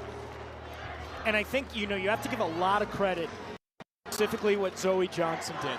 Ashley Glenn comes out with the 9.15, the fall. Vibes aren't so amazing here in the Maverik Center. She posts a 9.9 and gets everything back on track, and Def Zerbis, Smith, and Curtis fed off of that energy. Zoe did an excellent job of getting the team back on track. Could have made that mistake on her double flipping pass bigger than it was. Relaxed into the pass and was able to keep it on her feet in a cleaner landing. We just wait to see what Curtis's score comes in. My goodness, a 9.95. That is a 49.725 floor rotation for Utah. Easily a season high, and congratulations to the Utes for the second straight season. They are the Big 12 gymnastics champions. Well deserved for the Utah Utes. They looked like the team that deserved to win. We said whoever shows up and gets the most sticks is going to win, and that's exactly what they did. Their final score, 197-675, and Utah wins. We'll wrap it all up when we come back. 2026 Big 12 Gymnastics Championship is in the books, and by more than a full point, Utah wins with a 197-675 and a massive 49-725 floor exercise to closing out, tying Georgia for the fourth highest rotation on floor in 2026. And Lauren is down with the winning head coach. Here with the winning coach, Carly Dockendorf. Winner tonight. Look, you're hoisting the Big 12 championship trophy. You talk about this team being built by adversity. How did they get it done tonight?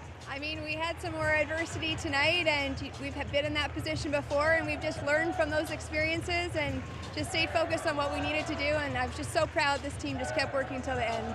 You faced a lot of challenges early in the season. You had a big reset, and the biggest thing was coming out and attacking. How did you see them do that here tonight?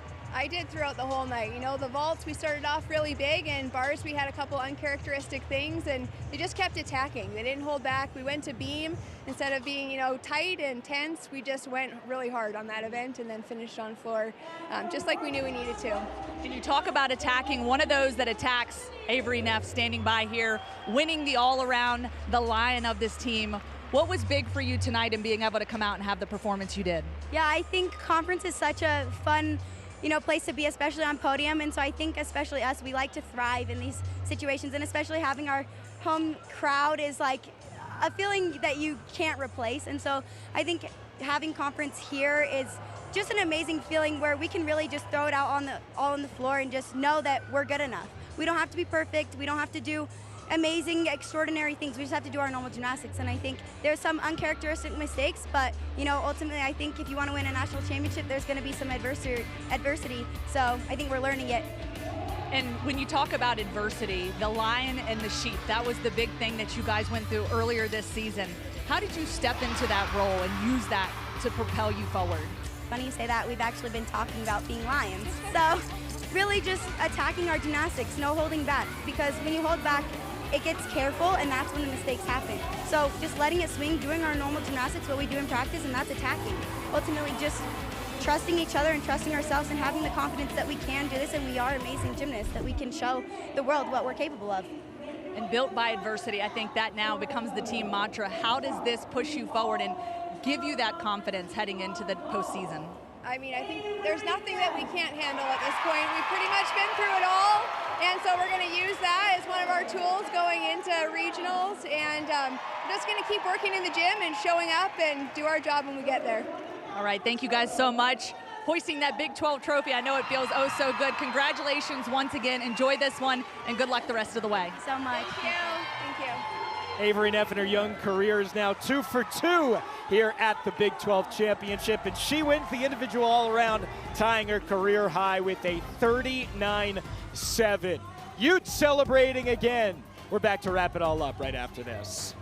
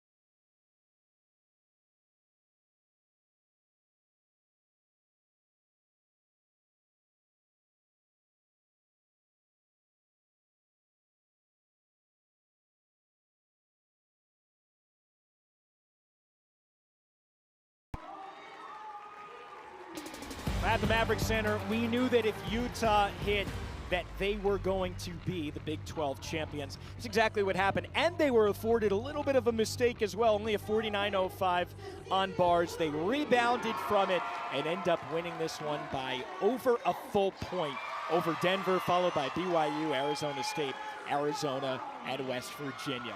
Hi there again, back with you one last time, Alex and Kennedy. Well, another Big 12 championship is in the books. What impressed you the most? Utah's resiliency. We talked about the bounce back. It's about how strongly you can come back after a mistake. They did the best job of that, and that's why we see them get the win today. What do you think of their odds going into the postseason now after what you saw out there? I think their odds are in their favor. We saw that resiliency. They can carry that through into the postseason. Hey, a 197.675 with a mistake in the beginning, not bad. No, and they are the ones celebrating when it's all said and done. On Monday, they will learn their fate. Where are they heading for the NCAA regionals? We'll find out. They are officially locked in as the number 12 seed, but Denver, BYU, Arizona, and Arizona State will hear their names called as well. Noon Eastern on ESPNU for the Gymnastics Selection Special. That will do it for us here in Utah with Kennedy Baker and Lauren Sisler for our fantastic crew working hard all day. I'm Alex Perlman saying so long. Utah's your Big 12 champion.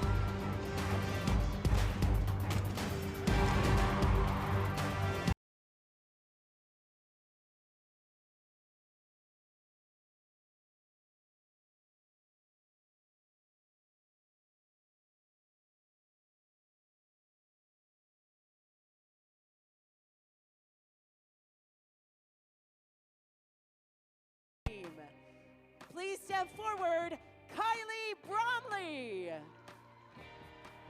Sophia El-Maman, Scarlett Sonnenberg,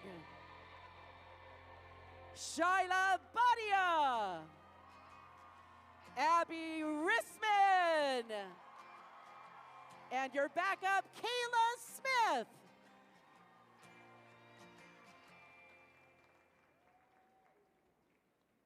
Big congratulations. Let's get a beautiful smile for that photo.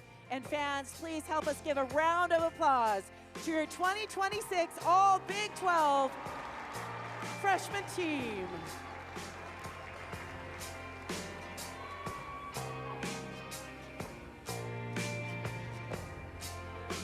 Fans, it is time to announce the winners and present the awards for the gymnast, event specialist, athlete, and coach of the year honors for 26. Presenting tonight's awards is Lizzie Gomez, Associate Vice President of Olympic Competition for the Big 12. Let's hear it for Lizzie. For the 2026 Big 12 Gymnast of the Year from Utah, Avery Neff.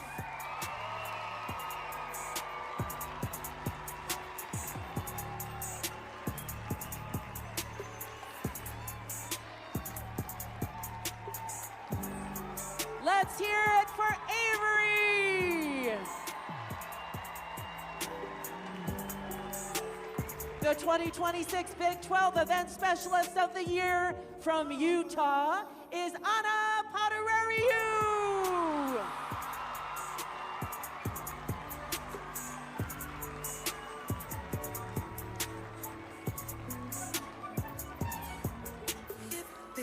Let's hear it for Anna. The 2026 Big 12 Newcomer of the Year from Denver is Shyla Badia.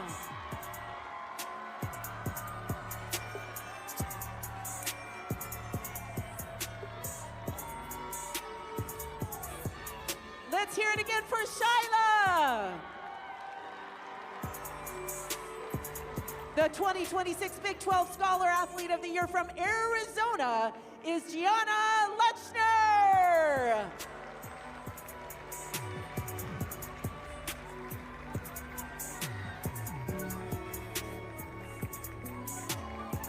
Congratulations.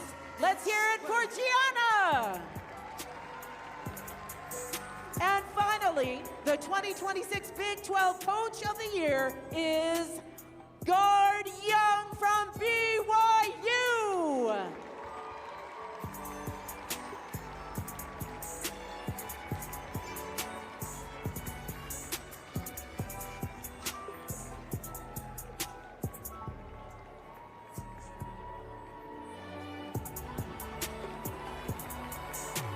Let's hear it for Guard. Congratulations, Coach Young. And a big congratulations to all of this year's award winners.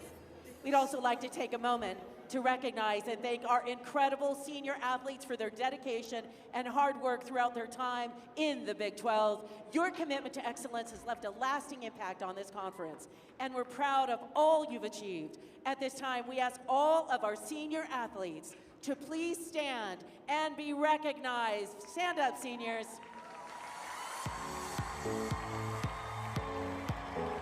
Let's give them a big round of applause for their outstanding contributions and the legacy that they've each built. Thank you, and we wish you all the very best in the next chapter of your journey.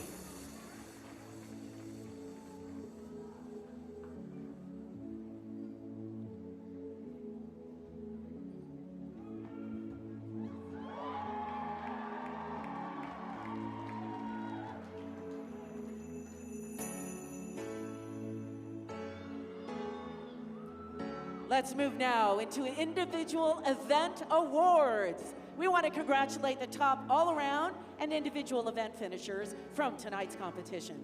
Starting with vault, we have a two-way tie for third place with a score of 875 from BYU, Deb Silva, and from Utah, Ashley Glynn.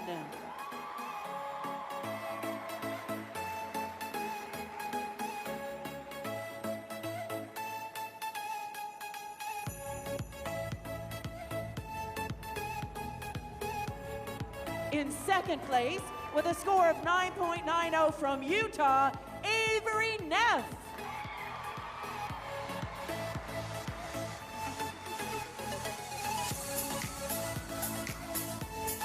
And in first place, with a score of 9.95 from Utah, McKenna Smith.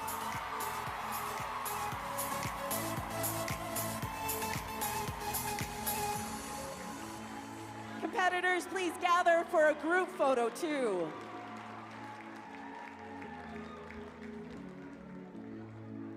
And fans, please help us give one last round of applause for these top finishers in vault.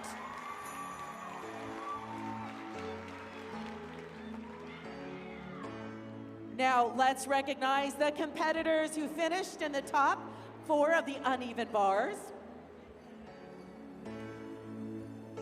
We have a 5-way tie for 4th place with a score of 9.85.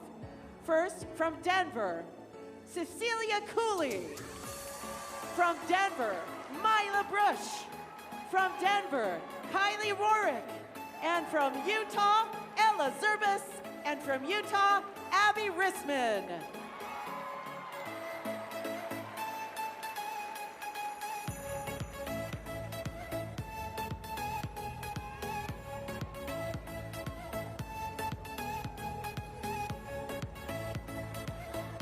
We have a 2-way tie for 2nd place with a score of 9.875 from Arizona State, Reese Rolla. And from Utah, McKenna Smith.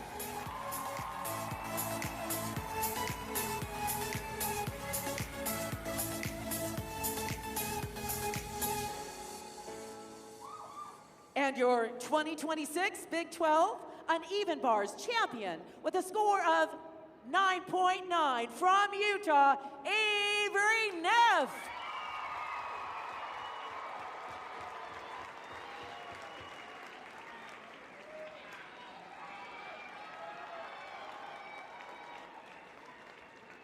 Competitors, please make sure you're getting a group photo. There you go.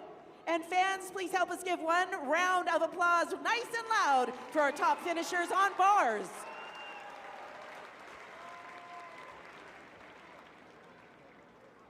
Now let's recognize the competitors who finished in the top 4 on the balance beam.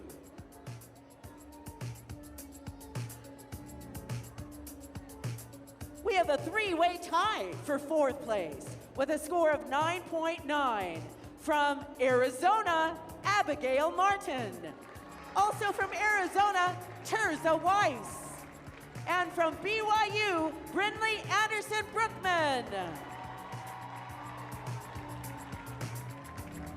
We have a 2-way tie for 2nd place with a score of 9.925 from Denver, Cecilia Cooley, and from Utah, Avery Neff.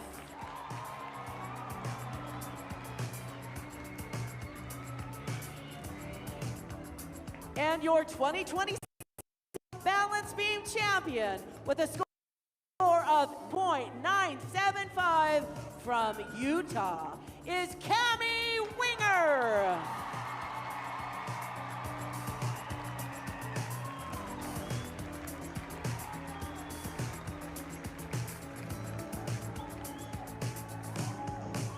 Let's get that group photo with a big smile, and fans, please help us give them a round of applause for these top finishers on beam.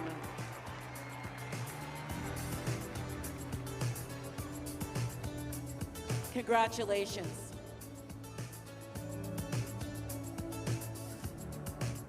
Now it's time to recognize the competitors who finished in the top 4 on the floor. We have a 4-way tie for 2nd place with a score of 9.95 from BYU, Scarlett Sonnenberg. From Utah, Sage Curtis. From Utah, McKenna Smith.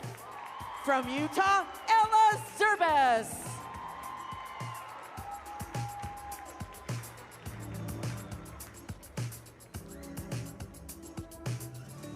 And your 2026 Big 12 balance beam champion with a score of 9.9.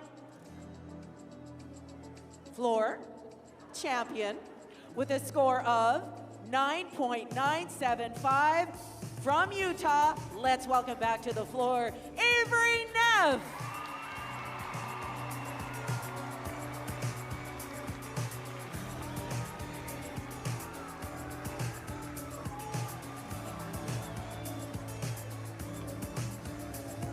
Congratulations.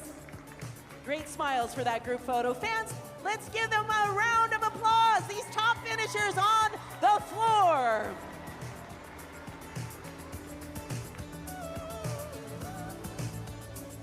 Congratulations to all of our individual event finishers. Now it is time to announce your top 4 all-around competitors at tonight's competition. In 4th place, with an all-around score of 39.35 from Arizona is Sophie Durr.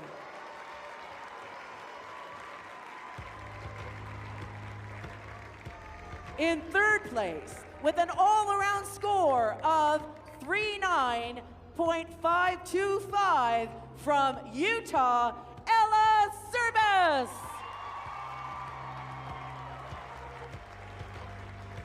In 2nd place, with an all-around score of 39.6 from Utah, McKenna Smith.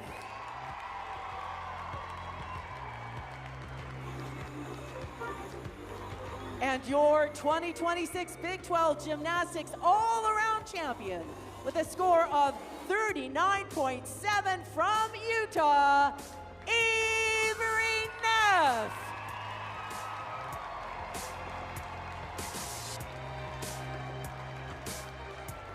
Congratulations to each of you, and let's not forget to get that great group photo too. And fans, please help us give them one last round of applause for these top finishers in the all-around.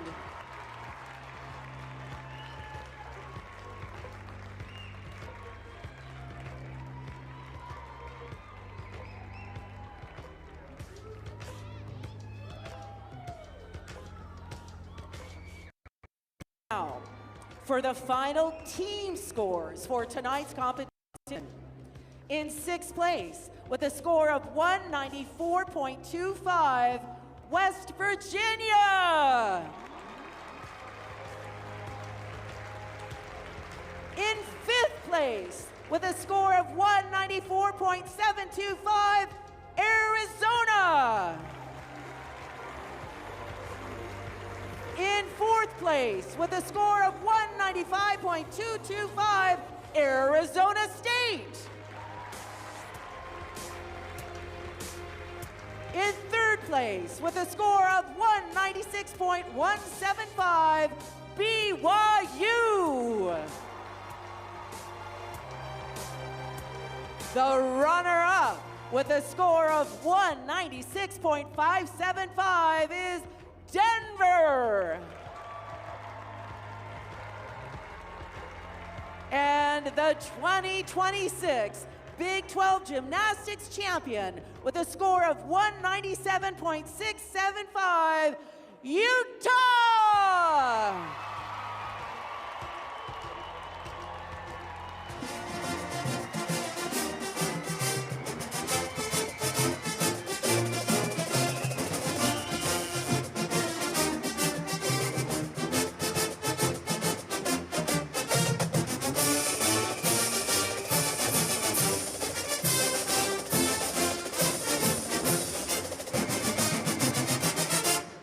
And Red Rocks, as you congratulate your competitors, head over to Lizzie. She's got the trophy for tonight.